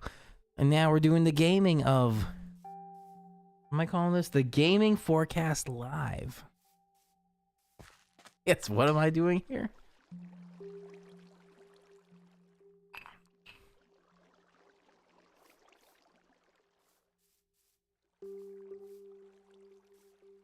I forgot exactly what my goal was with this. I believe I just started. Yeah, it looks like I didn't build much into this. And I was just building like a fortification against the spiders and the zombies. So I have some fish. I don't have anything to really defeat this water monster. Right? I got a stick. I know I saw the crafting table there. Maybe I can make a wooden sword for now. And a wooden pickaxe. Oh. Do I have enough for a wooden sword? I do. Awesome.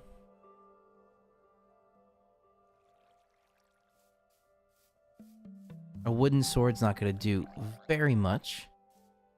Let's see. It might be enough to just kind of keep this thing off.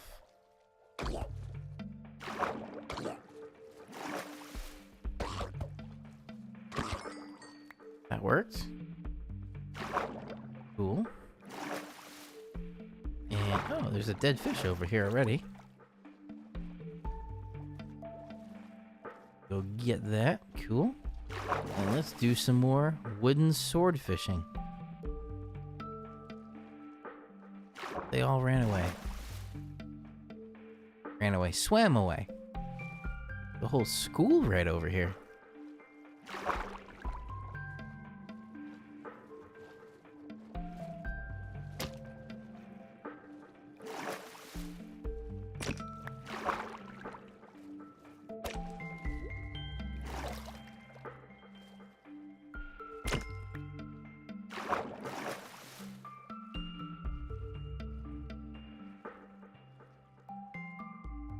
We're just about the same speed. There we go.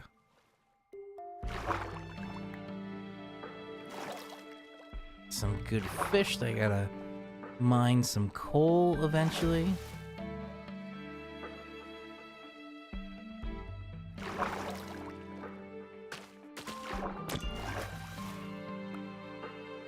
Alright.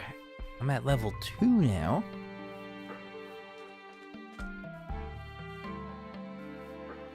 Oh, I got some, I guess a squid was killed. I got an ink sac.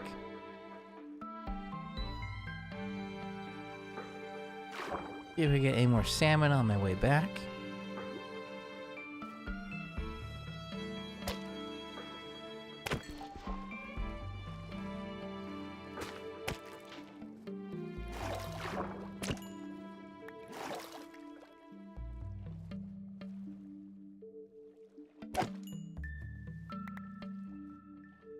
More ink sacks.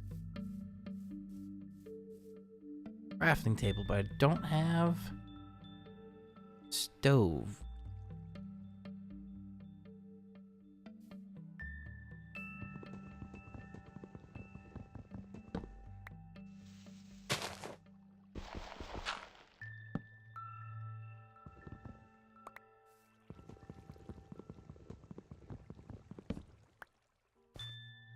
Add some dirt around here.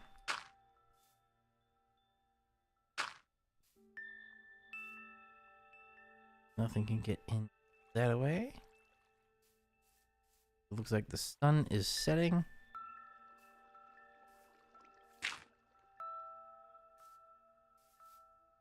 Now protect from above. I'm ready to close off the quote-unquote front door.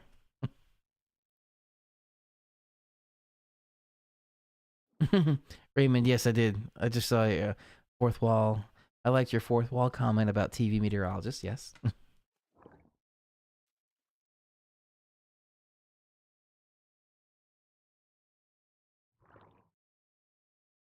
Yes, I did see that in my own eyes as well. I'm glad to say that the stream did not drop frames, but the game did, which is fine every so often. No matter what kind of hardware you're running, you're always going to get a few dropped frames here and there. But the sun is setting out that way. So I'm going to start fortifying myself in here. Now, since this is one square open there, one square open there, and one square there, and one square there, although I am able to go 2 squares down here. I guess this is where I started mining.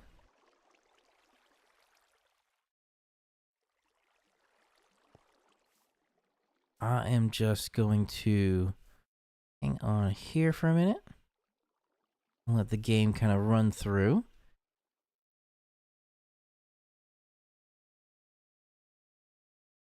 And I am going to refill a drink and then I'll be right back.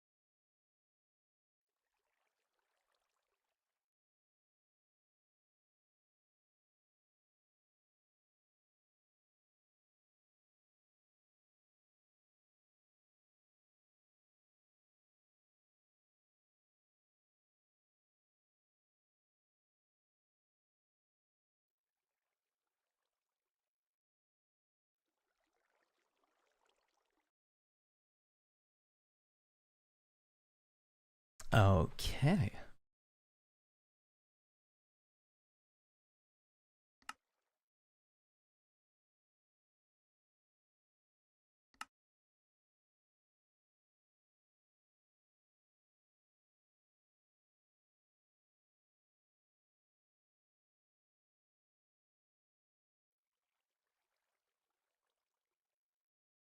Raymond, that is correct.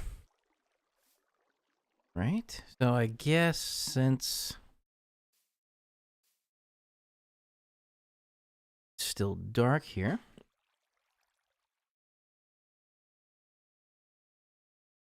I didn't know it was that high a percentage of California, but I'm glad.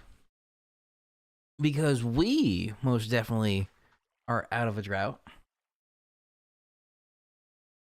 Because I remember the end of 2022, just a couple months ago, I was always talking about the drought monitor, and I didn't even talk about the drought monitor tonight because when I looked, no drought anywhere in the tri-state region, which is good.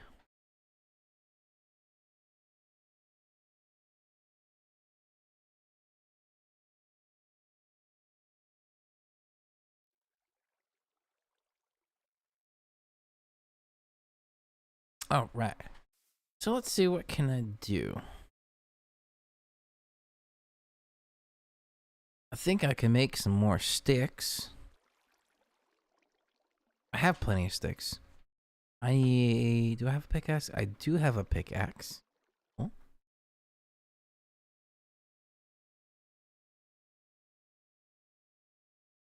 Oh, I have a copper ingot? I don't know where I got that from. Bone meal.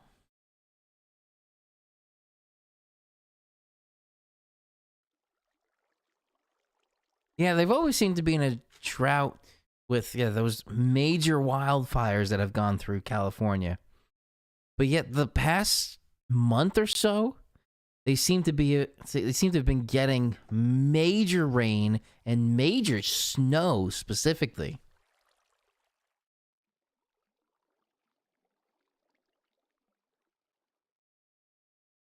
So I don't have any coal, so I can't make any light.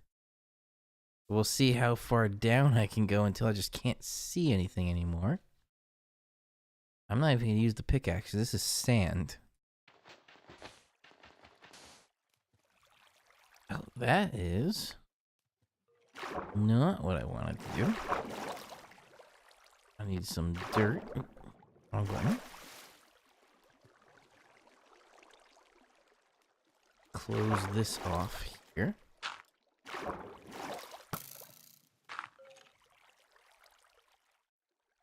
There we go. There's some rock. So I saw a skeleton. Tried to shoot me with an arrow. It's around, so I'm just gonna go down. There it is. And attack it is the question here. Can.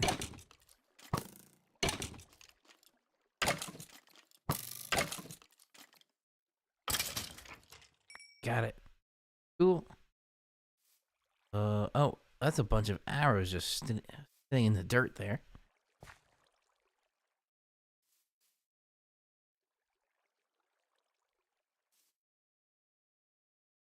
One thing I'm gonna check very quickly here.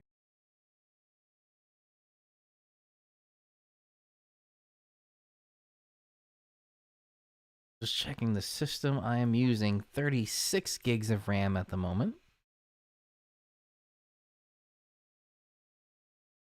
So here the fans are wearing up on my laptop. And it's still just amazing to me that this whole show and the game is run from a laptop.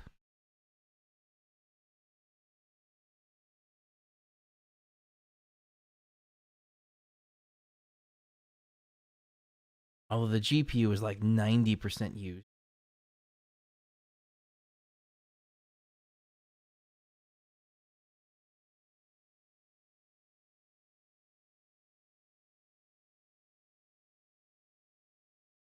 Back to the game.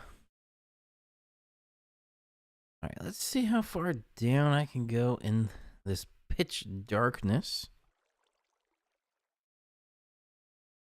And now I put some dirt up there, so there is more water coming in.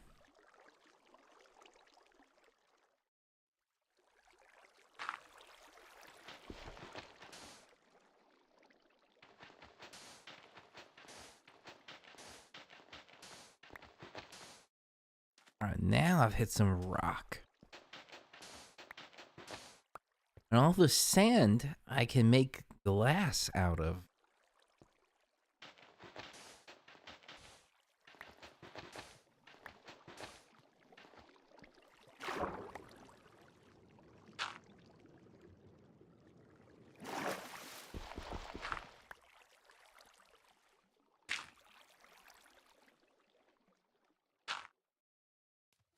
Cool, I stopped the water leak.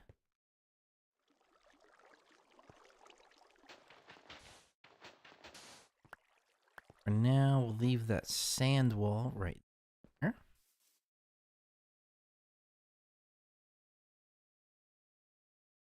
And let's start mining in Minecraft.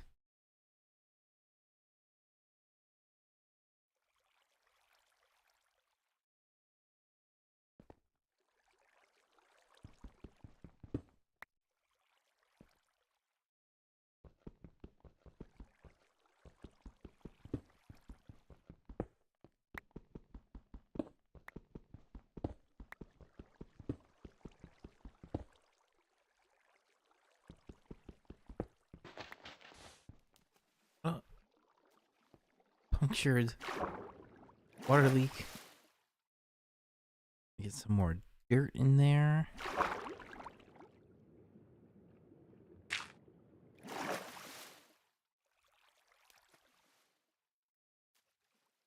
Alright. Good. Now we can continue.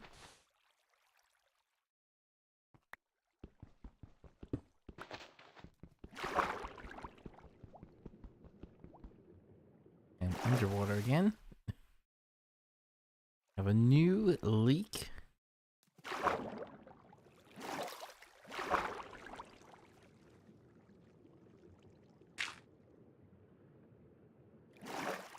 There we go. And it looks like the sun is out. Cool.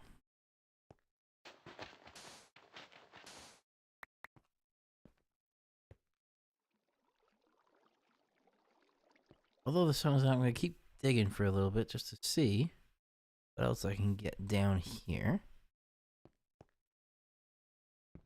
Need coal eventually.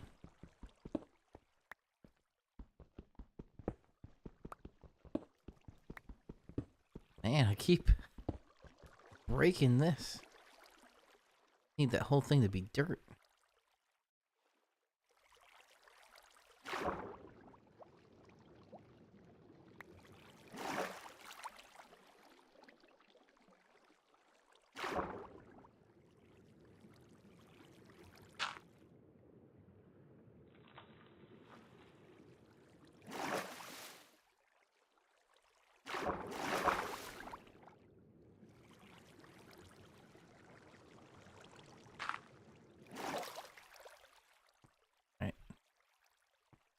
Block the latest leak off.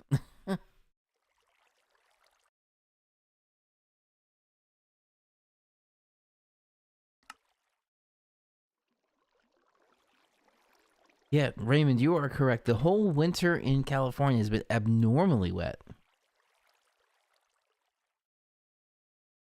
Which, Raymond, I don't know if, are we in El Nino or La Nina? I thought we were kind of neutral at the moment.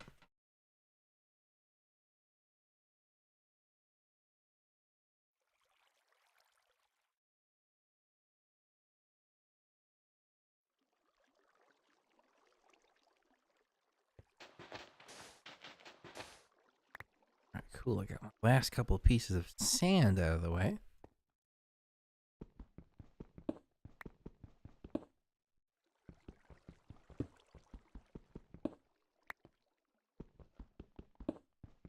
I know it's probably really dark on the screen, but it is also really dark on my screen.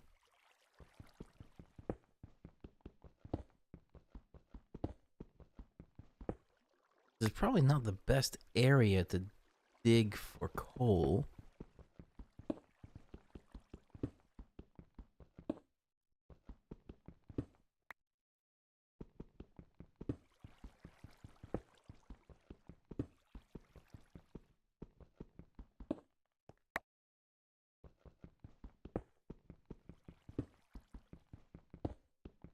Wearing down my wooden pickaxe.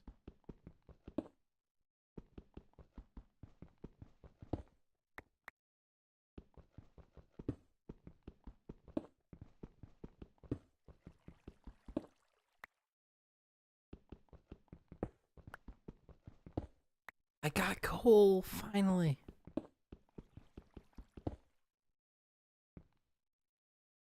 I can get a light down here.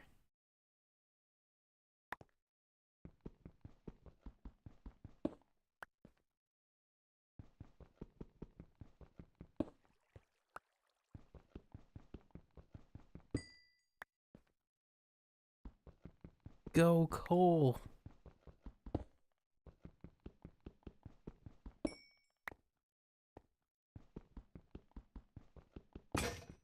Oh, I just broke my pickaxe.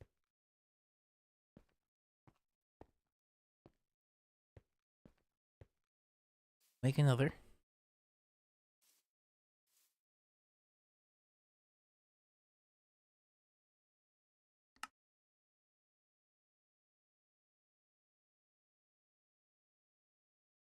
Although I could probably make, yeah, there we go. Cobblestone pickaxe.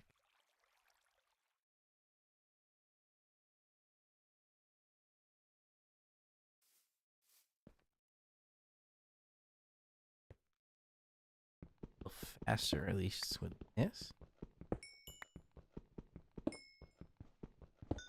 Also seems like when you're mining coal, you gain experience pretty quickly.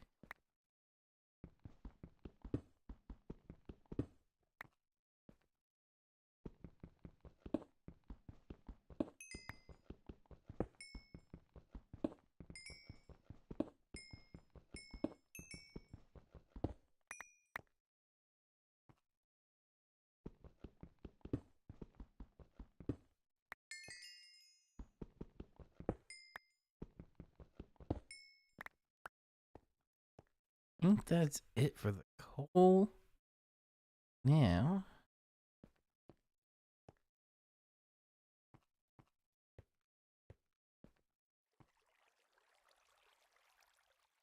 gotta make some torches.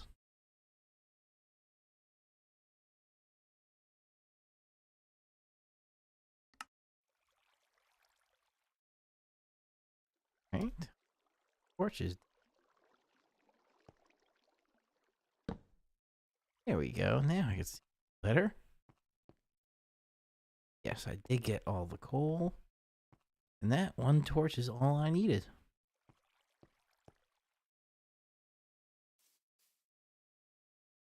Alright, let's go explore a little more around the area. Oh, so now that I have coal and I have cobblestone, I need a stove. Put a stove over there.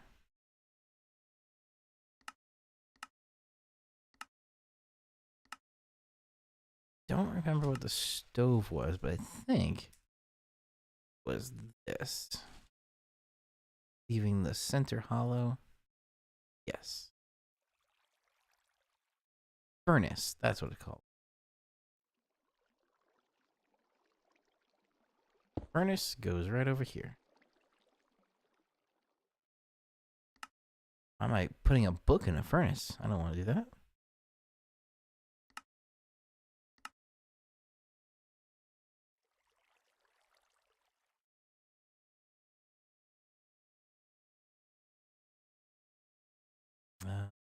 Get some fish cooked up. Then we'll leave the fish for now.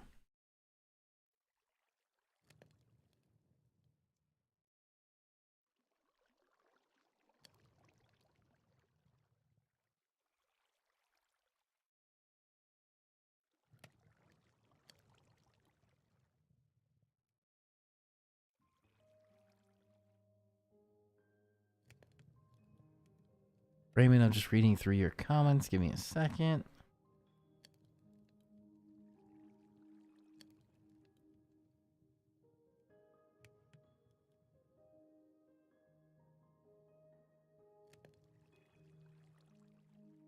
Ah, very interesting. Okay. Got some cool. We got those fish going.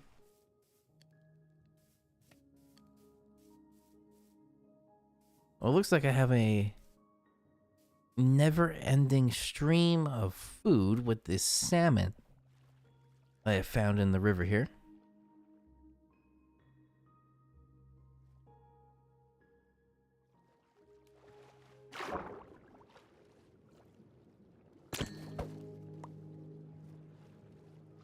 I think I might have enough to make a stone sword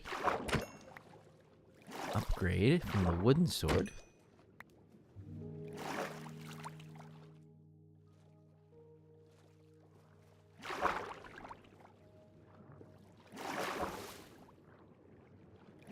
The sun's setting already?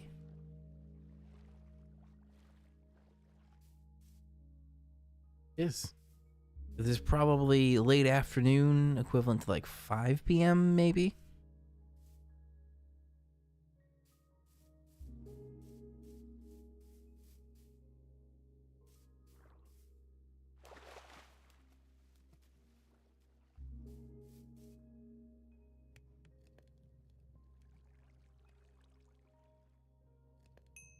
Cooked salmon.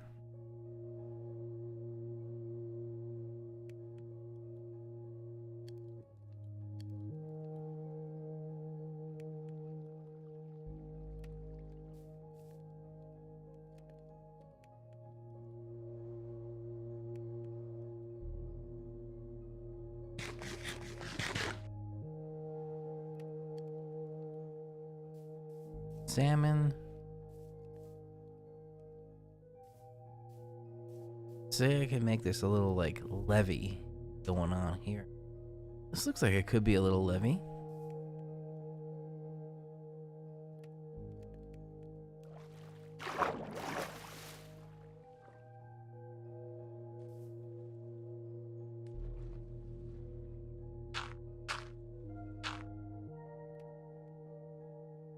Oh, I ran out of dirt. I get some more dirt eventually.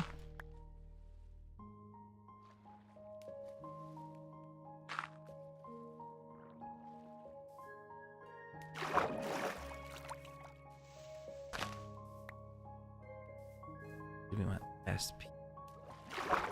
Ning.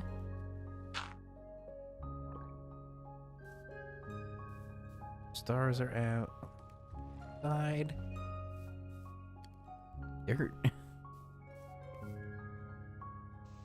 One block. Plenty. Oh, there's a bee over there. Let me get my torches. Let me put a torch right over here. Cool. So I got my torch inside here, keeping everything nice and lit. And this is not Minecraft RTX. Minecraft RTX looks really cool.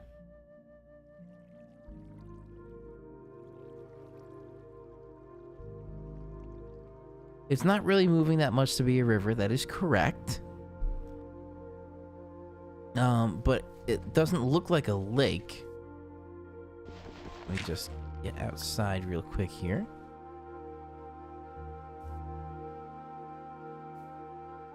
It reminds me a bit more of a lake, or sorry, a river, because there's an entrance and an exit versus a lake.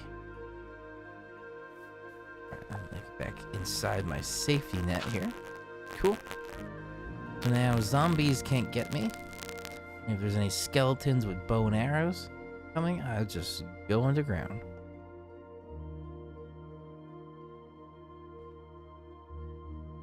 Alright, let's keep mining through over here.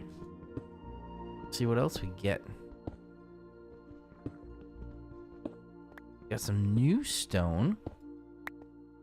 That was interesting to see.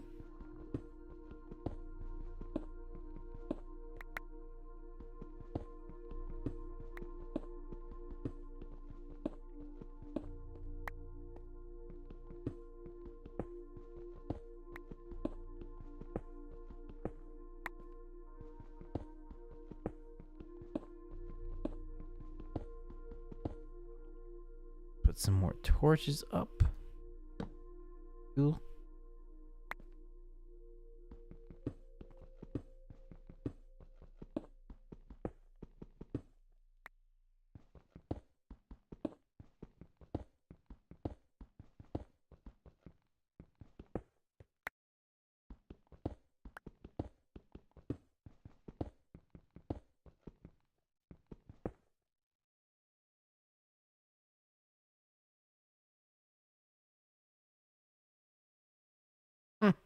Raymond, I actually don't know if there's a tornado mod in Minecraft. I know I've had lightning and thunderstorms, and in Minecraft, when I've played in the past, I've been struck by lightning,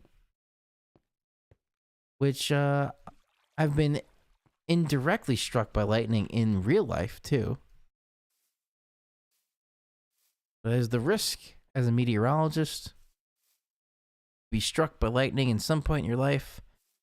And I have indirectly, through the ground essentially, lightning struck a building nearby, like with about 100 yards away from me. And it traveled through the ground to the next building that I was in an apartment complex I was living in. And I got affected. I had a massive pounding headache after that. And the building I was in, the fire alarm system actually got triggered because of the lightning strike.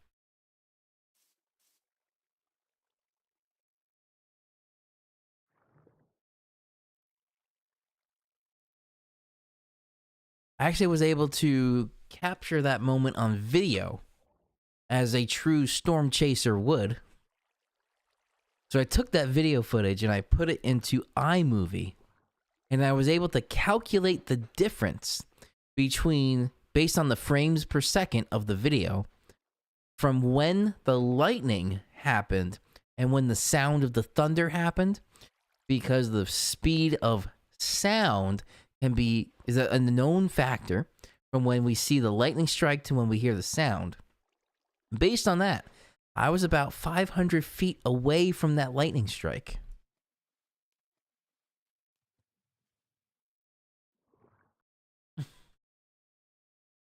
Fire alarms activated by tornado is common too. Yes, because the tornado can cause much more damage than just a fire.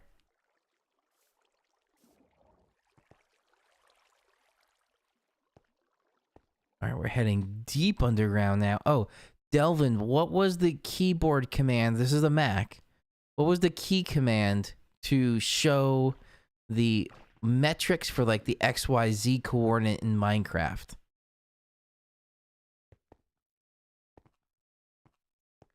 I forgot what that was.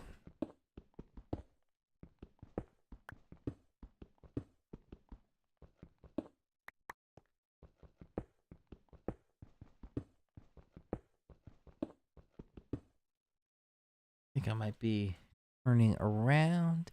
That's going down a decent amount because I want to go as straight down as possible.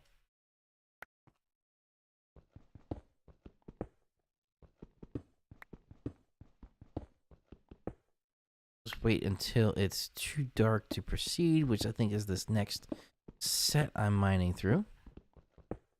So right here, this is, I say, where we're going to set up a little turnabout.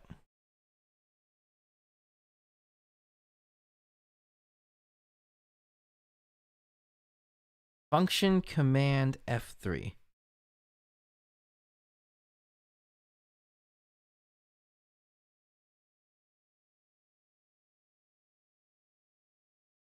Oh, I don't know what had just happened there. Still open. I think I hit the wrong button. Nope.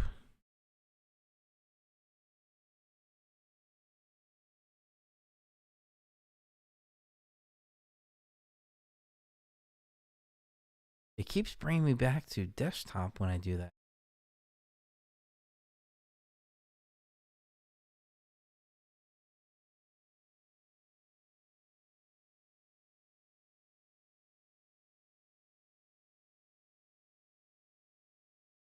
FN command F3.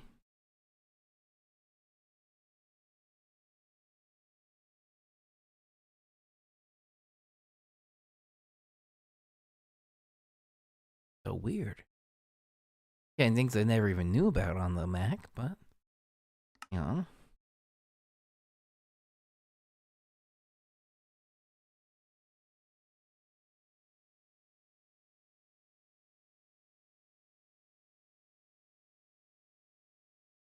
Delvin's not working. Maybe this update changed something? Command F3?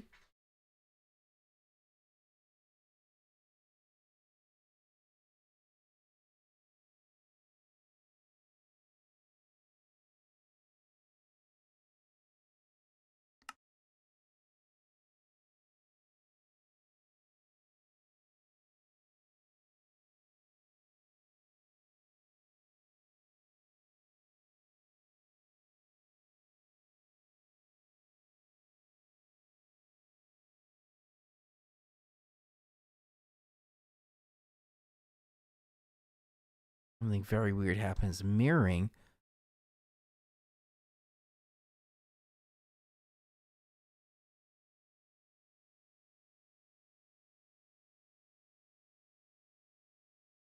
And my two displays are mirroring each other. I want them to be ended.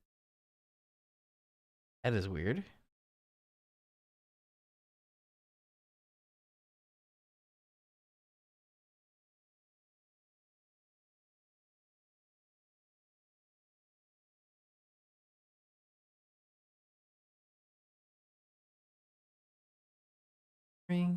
Yes, I do. Okay.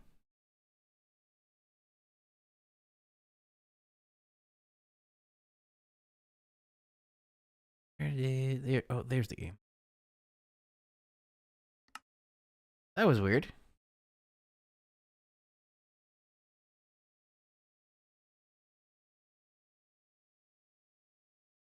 Function F3.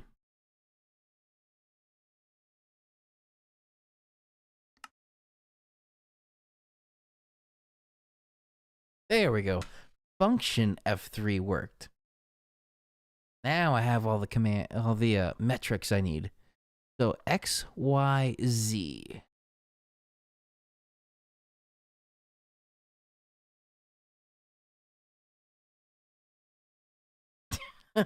Yes, there were 4 or 5 Andrews showing up on screen at once. That was true. Okay.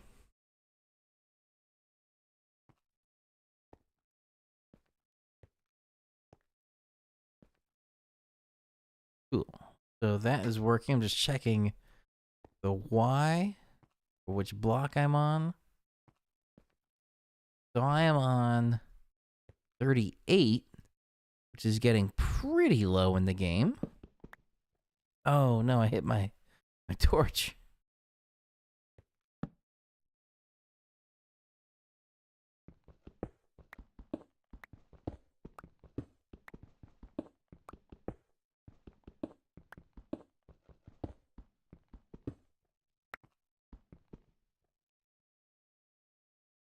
There. And maybe through here.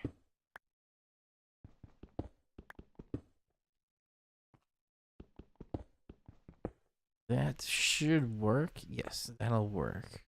Cool.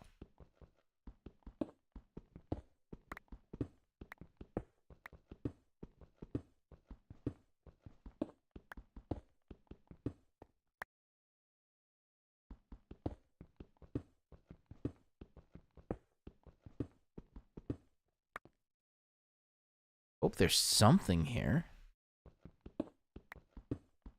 What are we on? We're on level block 34.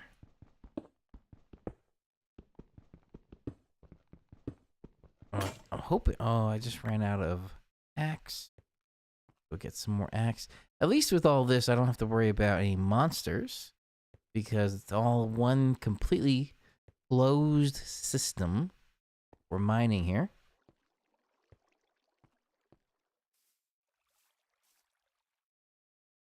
Ooh, I got my fish.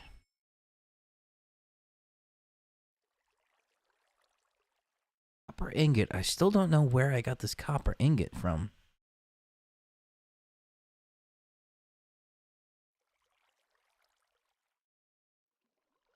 I got 11 cooked fish. That's good for now. So we'll leave that closed off. And I'll keep mining down.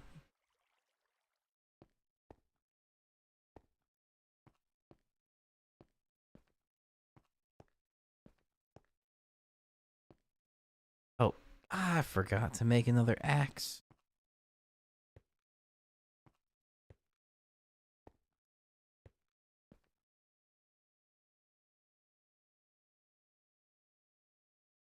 Raymond, I'll have to check that because I haven't seen the last long track tornado in New York.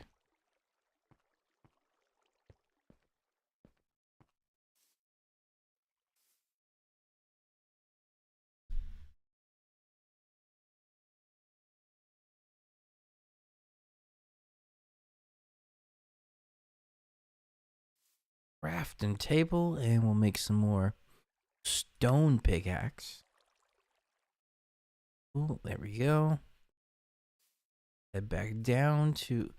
So, where is my ground level, essentially?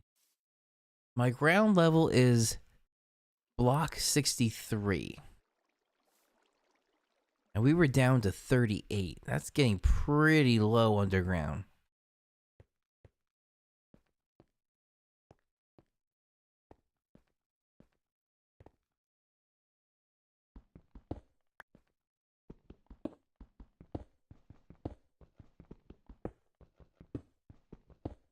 So that looks like a first block of bedrock. Nope, that was not bedrock. Never mind.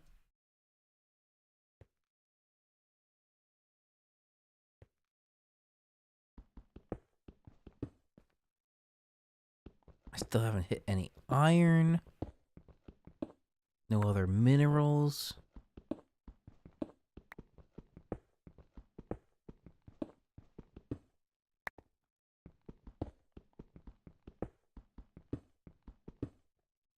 Should add a new torch.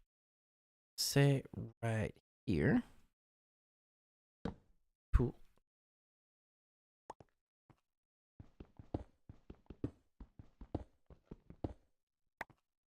Oh, the rock has definitely changed. What rock is this?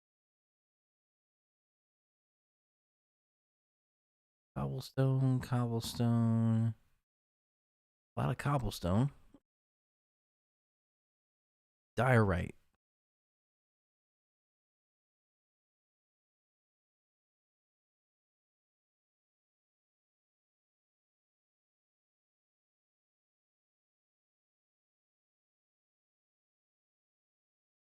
Three counties, I would say, yeah, that's a pretty long-lived tornado.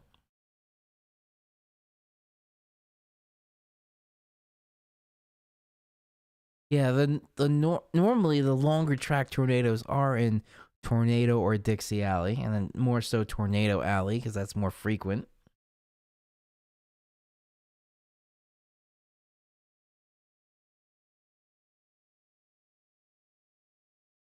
They have longer height limits. Oh, very interesting. Okay.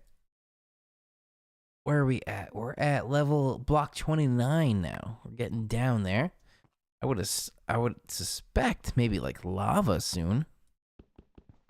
Or is it just gonna go straight to bedrock? Oh, there's dirt down here. That I didn't expect. Iron, finally. There's a couple of blocks of iron there.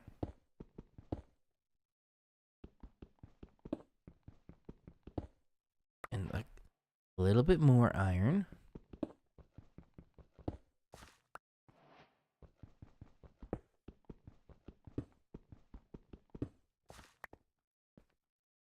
And I think that is it. Yep, that's it. Cool. Continue the normal little pattern.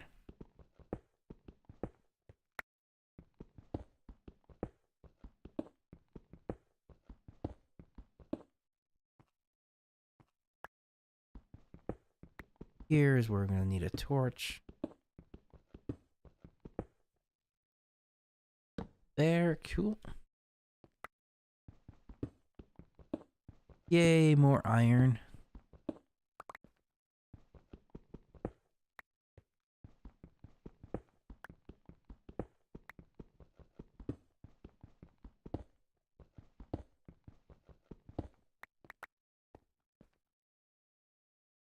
there was it. Yep, that was it for the iron there.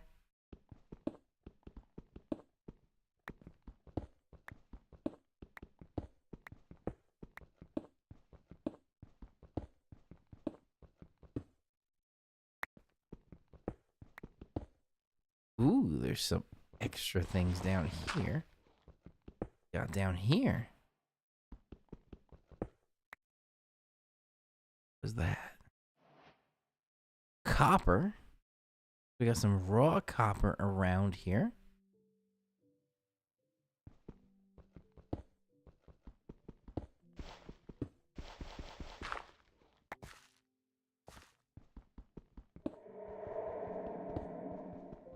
That was a creepy sound.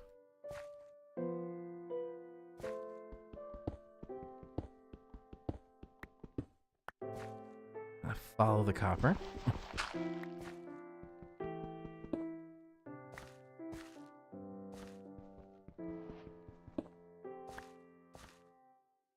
And more copper down here.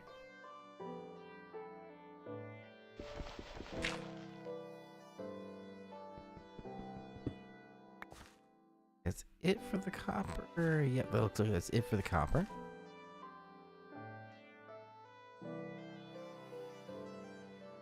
Sounded like a tornado. It did actually sound like a tornado.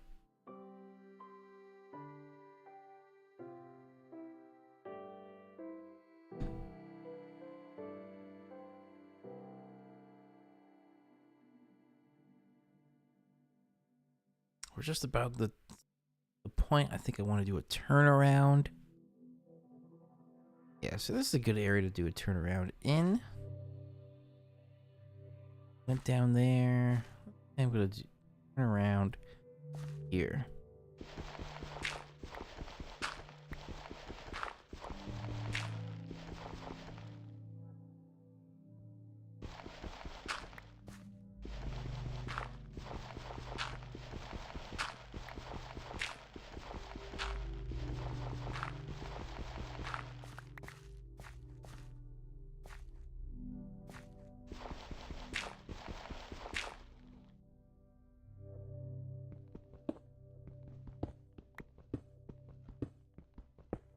Of course, where I want to do the turnaround, there's the shale and more stone.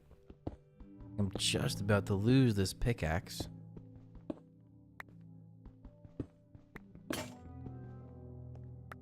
Oh, I just lost the pickaxe.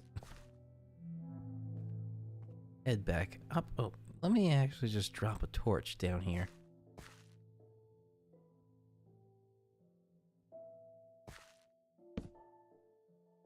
Cool.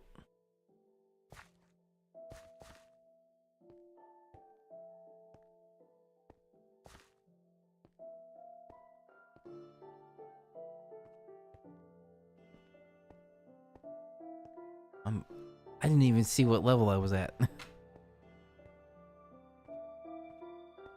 Once I get a new pickaxe, we'll go back down all the way. See what level I was at. Stone pickaxe.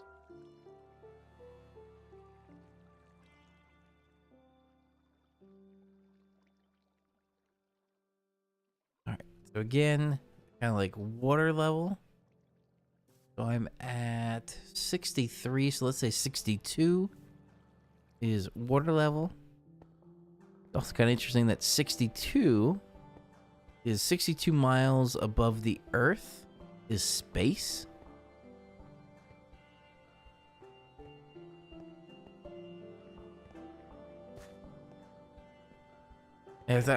When I first learned that number, it was like, wow, only 62 miles above the ground, you're considered in space.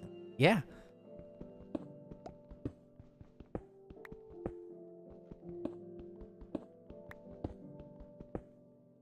All the way back down here, I'm at 16. I should be hitting something very soon.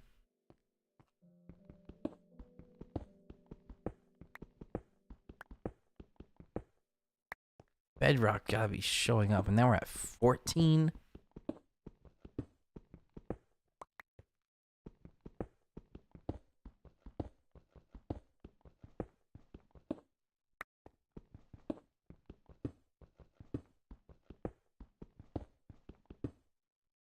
torch in here. And I ran out of torches. Gotta make sure I have enough coal left.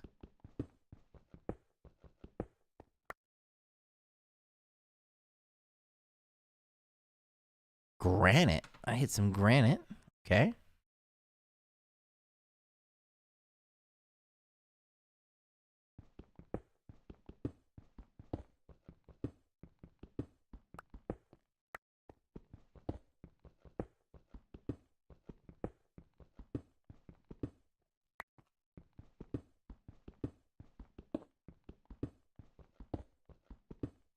Curiosity, I want to see if granite... Nope, granite was not harder to mine through. That looks like bedrock. Deep slate. Is that the new name for bedrock? No. Because bedrock, you can't mine through with a stone pickaxe. Here's more iron. Cool.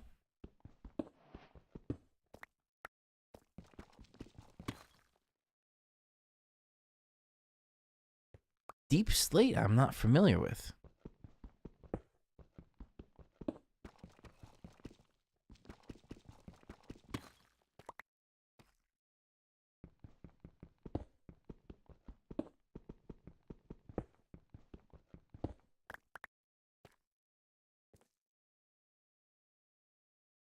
It from this cavern. Let's add a torch down here. Oh, I'm out of torches. Never mind. But I should be able to make a torch. I don't have enough the coals in the furnace.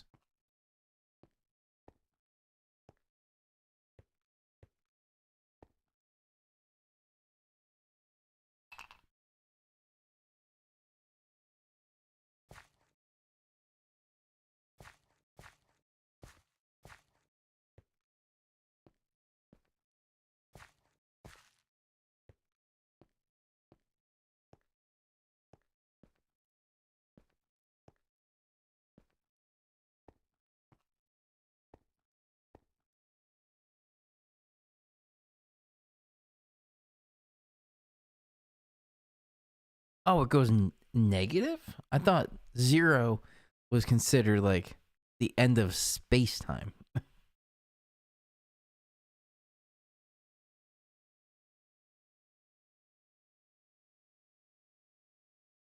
Very interesting. Okay. Trying to just get some more torches. So let me just see what my furnace has.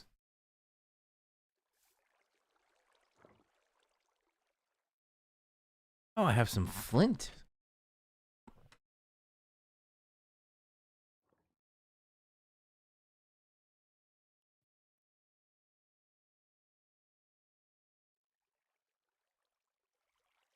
Cool, so now I should be able to make some torches. Torches.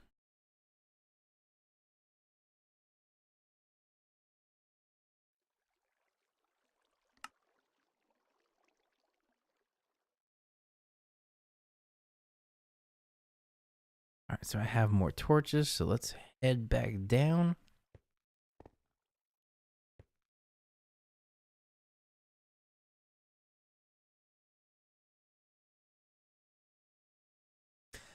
Yeah, Delvin, I'm used to the old mechanics as well, but I'm updated to the new version.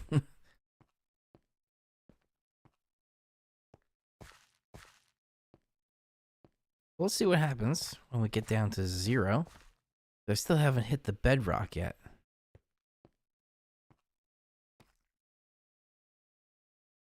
Yep, that was through there.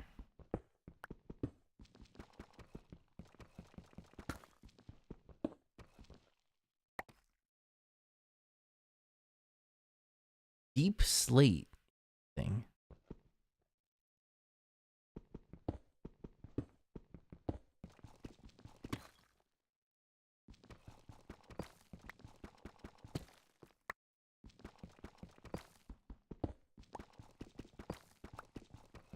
It actually sounds different too.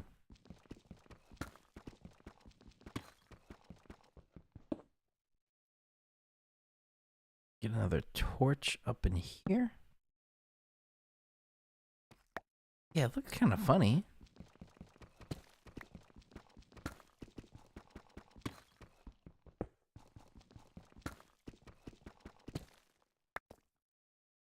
And I am at level 2 now. Yeah, in the old version, which is what I'm used to as well, lava is at negative 53. Really?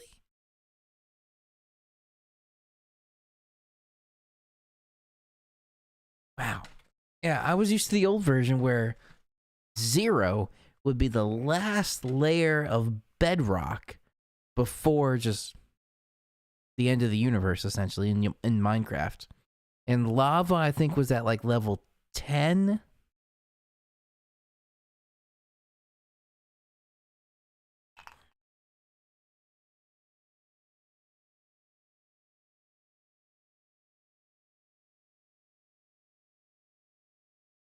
So I think this is a good spot to do a turnaround. Because I don't remember this deep slate, which is definitely longer to pick through.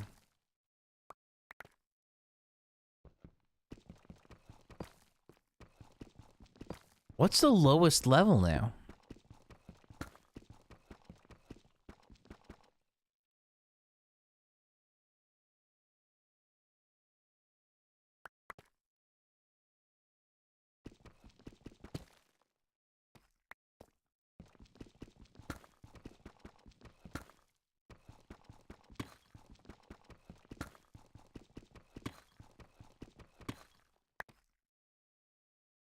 Negative 64 is the end of the universe. Oh, interesting. So I am at 0 right now. That just seems so weird. That 0 should be the last level you can go through.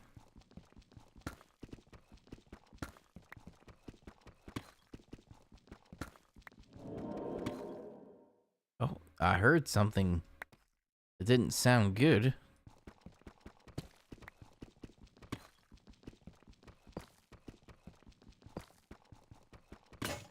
Oh, and I ran out of my axe again. Go get another axe. Pickaxe, specifically.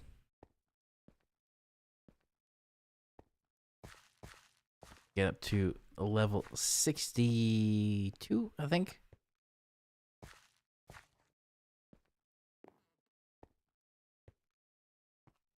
I'm going pretty deep underground here. I'm not really finding much.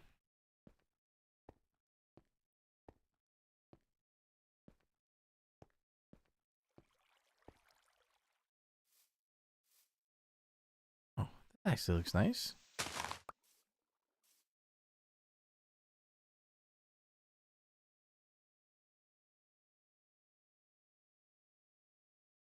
Got a weird notification. Like popped in and out very quickly.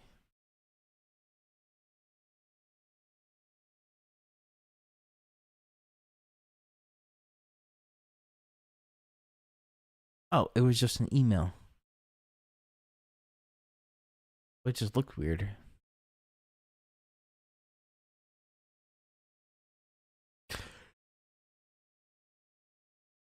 Excuse me.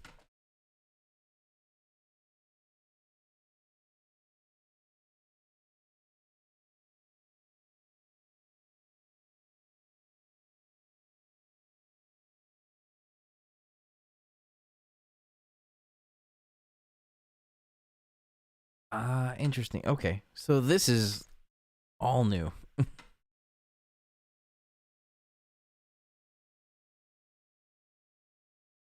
I don't know if... I think this is sunrise right now.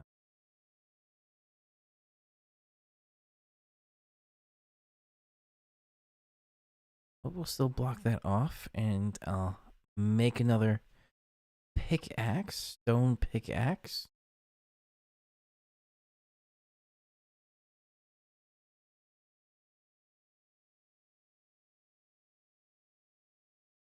So they basically, it seems like, made the world bigger.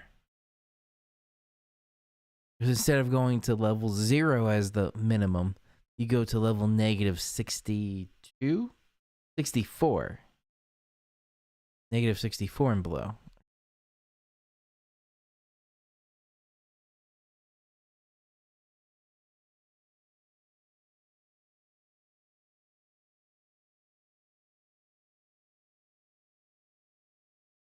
I'm at like negative 2 right now, so we got quite a ways to go.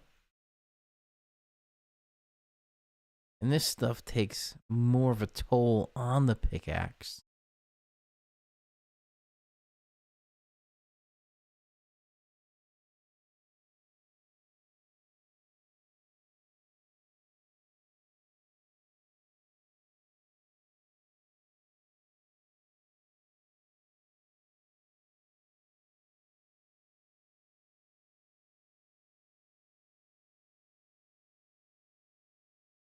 So it is definitely slower to mine.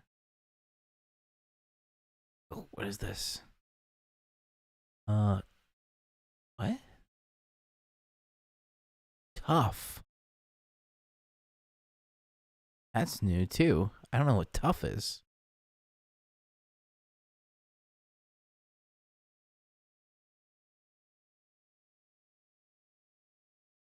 Oh, there's a bit more of a cavity here too. Oh, I dropped down too much. Hang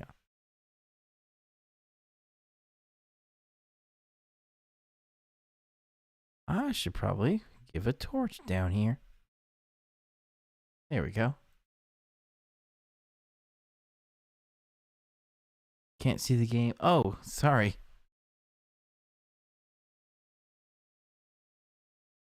There we go.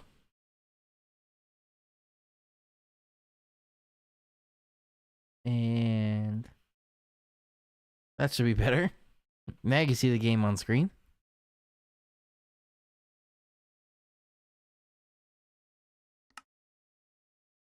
Alright, so tough. And deep slate and tough. It looks like these two are just based on the metric there. So I was coming down here, and then there was a new cavity.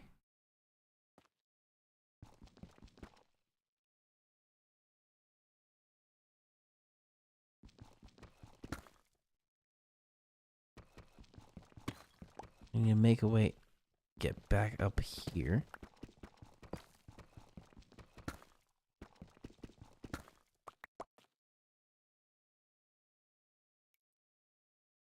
I need a block there. We'll use granite. That gets me back up there. Cool. Keep digging.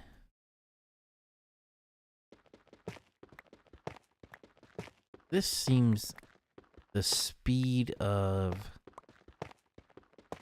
regular stone. Oh, something over there.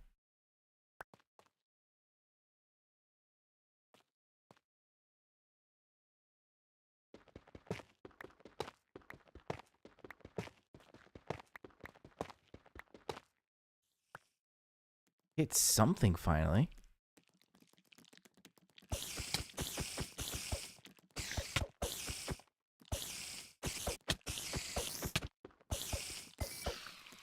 Got it. New recipe unlocked. Cool. Now let's refill some health.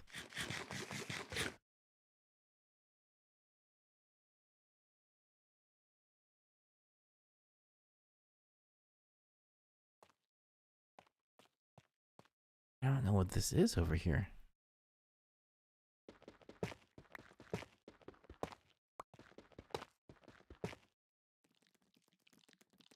Come on at me, spider.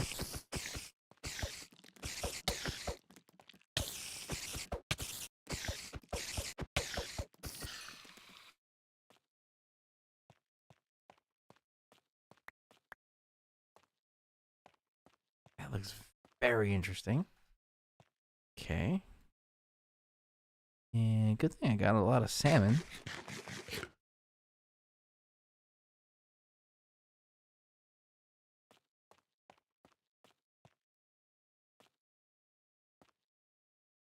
There's some light over here.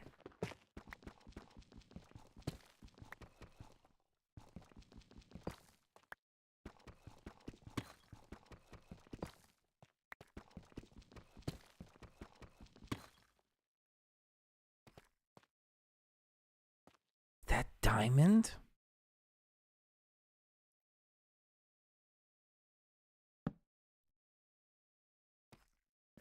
These are stalactites and stalagmites.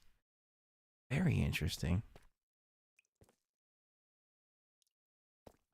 I think this is diamond. Diamond ore. Awesome.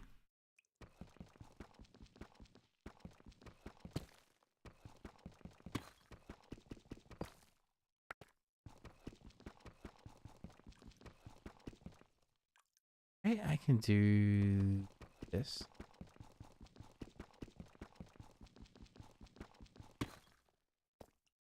No, I needed the obsidian. I just destroyed the diamond.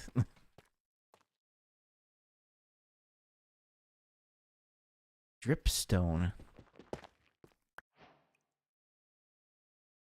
More dripstone, which essentially it looks like stalactites and stalagmites.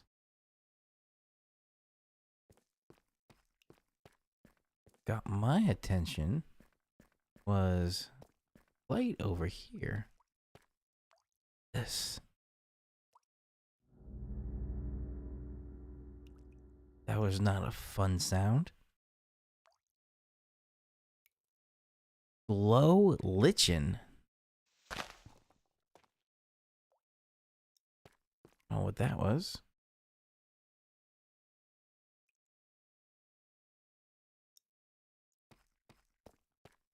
It's gold. Gold ore. So gold ore I know I can get with the stone pickaxe.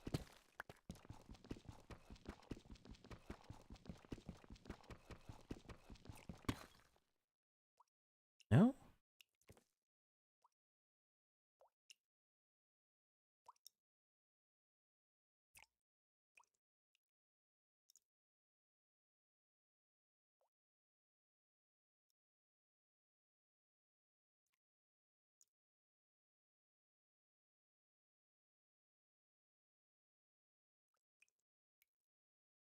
Hmm.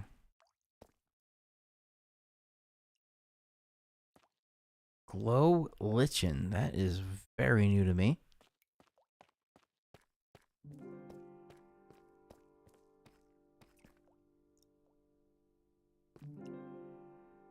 Well, that goes down quite a bit.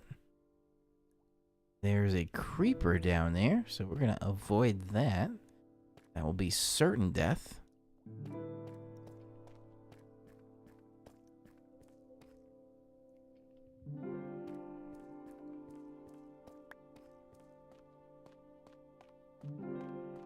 I only have a wooden pickaxe?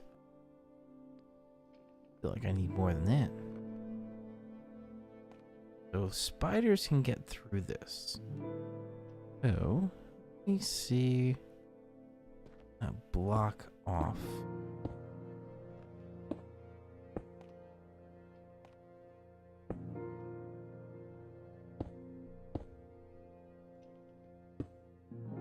They can't get through the one block there that I can walk through. And then for zombies or anything, they can still get through there.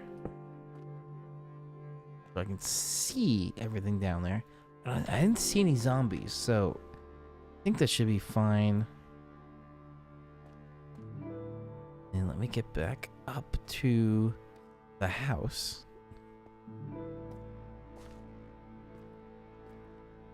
What was that level at?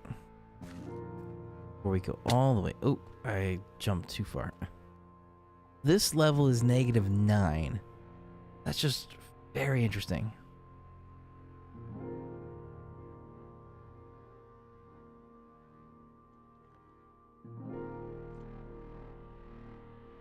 The game should be done by now, yes.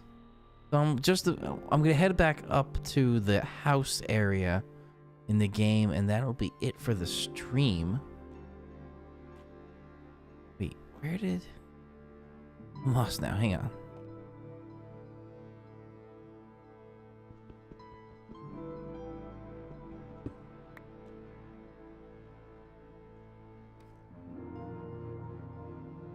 Oh, I need to put it there. Nope, not that.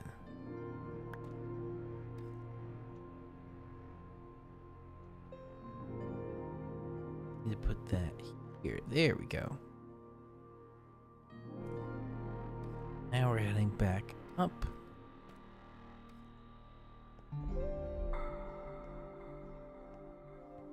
I don't know if I like that new thing of this negative bricks. Negative blocks.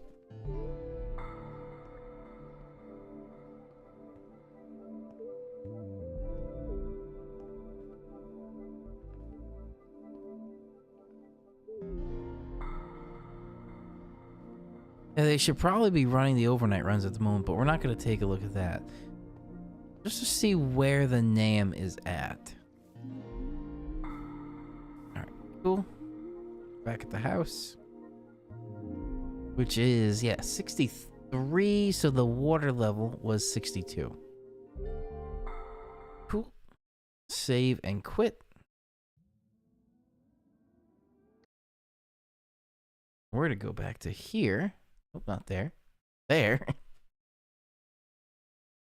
Euro is 1 more hour later. Okay.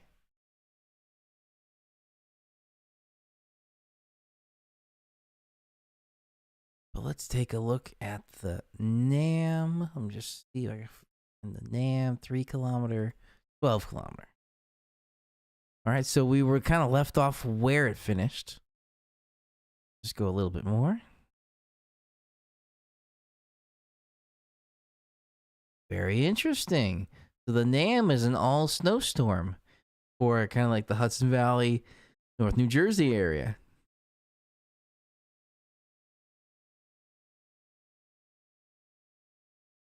Now, the path of the low, it doesn't really come up kind of like the 70-40 benchmark. So based on GPS coordinates, 40, 40, 40, 70-40 is kind of right about there. So the low is near it, but it's a little too far south.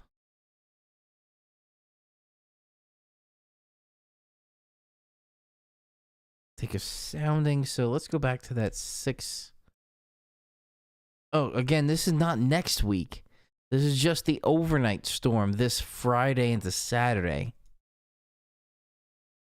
So, Raymond, if you were looking for next week, yeah, didn't go that far out.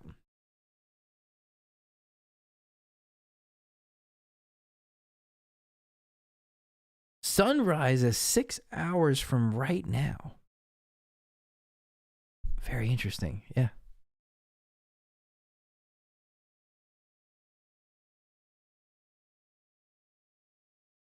All right. So we finished up with the NAM, and I think that's going to be it for the stream tonight. I know we went later, but I wanted to get some more gaming in while we were troubleshooting some gaming. Go, transition back. Awesome. All right, so Raymond, Delvin, it was a pleasure as always. Anybody that was new to the channel, if you enjoyed the content, you want to get more weather content, you want to get more car content, or specifically EV content with like the Harley Davidson Livewire and the Tesla Model 3, I'll have a review of the Harley Davidson Livewire coming out this week on Thursday with a new title for my Full Throttle Thursday is being rebranded. So stay tuned for that. This Thursday, you'll see the new title that was actually, I workshopped the title with the AI ChatGPT, and I like the title. It's very interesting that this feels like an assistant. But anyway, new content coming out for that on the Harley Davidson Livewire. If you want to get more weather content, feel free to hit that little subscribe button below and then the bell icon right next to that so you get notified whenever I go live like this or I upload videos. And I'll be getting some weather shorts coming in over the next couple of days, talking about the discrepancies in the forecast models going into next week, and just some regular weather update videos. But that is pretty much Zero Z GFS run. Just let me see Zero Z GFS run. Okay, Zero Z GFS run. Let's take a look. So this is overnight this week, overnight Friday into Saturday. It actually doesn't look that different. Maybe some bursts of heavy snow, but nothing too much from this system overnight Friday into Saturday. Next week, oh, it does pick up a little bit. Okay, overnight.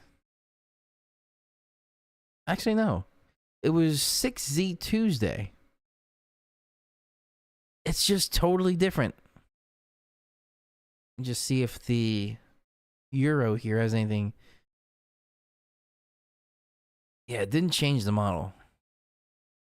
12Z Tuesday. Oh, 0Z Tuesday, 12Z Tuesday. Yeah, so nothing changed with the Euro. All right.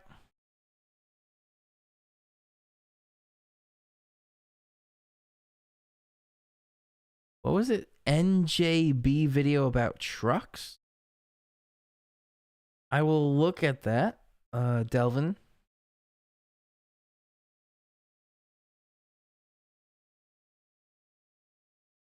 Yeah, I'll definitely take a look at that. All right, again, this is going to be it for the stream today. Yeah, I didn't switch back and show everything from the Zero Z. Not just bikes. Oh, okay. Yeah, I really like that channel, Not Just Bikes. It's not motorcycle bikes, it's bicycling bikes. Yeah, Not Just Bikes is the one that I think lived in Canada and then moved to the Netherlands. And the community aspect in the Netherlands is way, way better than the US and Canada. All right, so I'll just give a quick peek since Raymond, I think you were asking. Bring it back up. Going back here. All right. So the Zero Z. Oh, yeah. Zero Z March 8th. Oop, not the sounding. Hang on. Not just yet. So this is for the Saturday system. Again, not a lot of snow. Could be some quick bursts of snow. I make this way out. And then it does start to bring into the picture here something. So Tuesday, 6Z. It has that system there. It has a little bit here. But it's nothing like this 6Z Tuesday. That's quite a massive system. The GFS has that same system in view, but it's out to sea. And then the icon again, 6Z Tuesday, very much in line with the Euro, except the icon looks a little colder.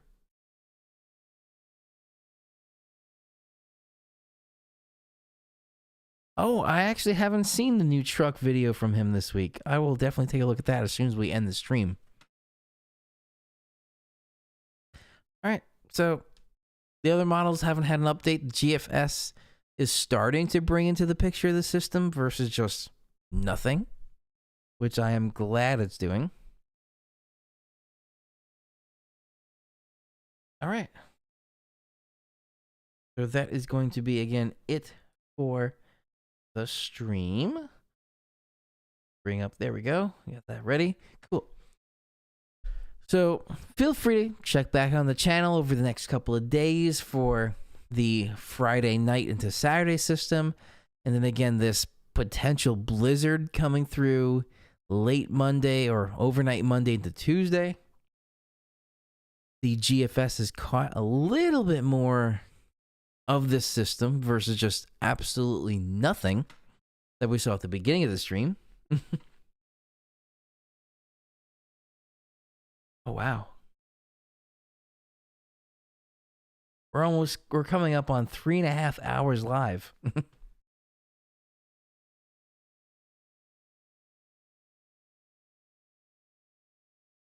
Daylight saving time is this weekend. Storms next week, yes. Thank you for the reminder there. All right, so that's going to wrap up this stream. Again, thank you all for joining. Thank you to Raymond and Delvin, regular viewers in the channel. I appreciate your views and your comments. I always love the conversation. Anybody that's new, again, feel free to hit that subscribe button below or that little bell icon right next to that so you get notified whenever I go live like this or I upload a video, specifically on potentially for some snow or a blizzard coming next week for the tri-state region. All right, have a great rest of your evening. It was a pleasure as always, Raymond and Delvin. Thank you all for joining. And again, feel free to subscribe. This is meteorologist Andrew Pinero. I will see you all in the next video.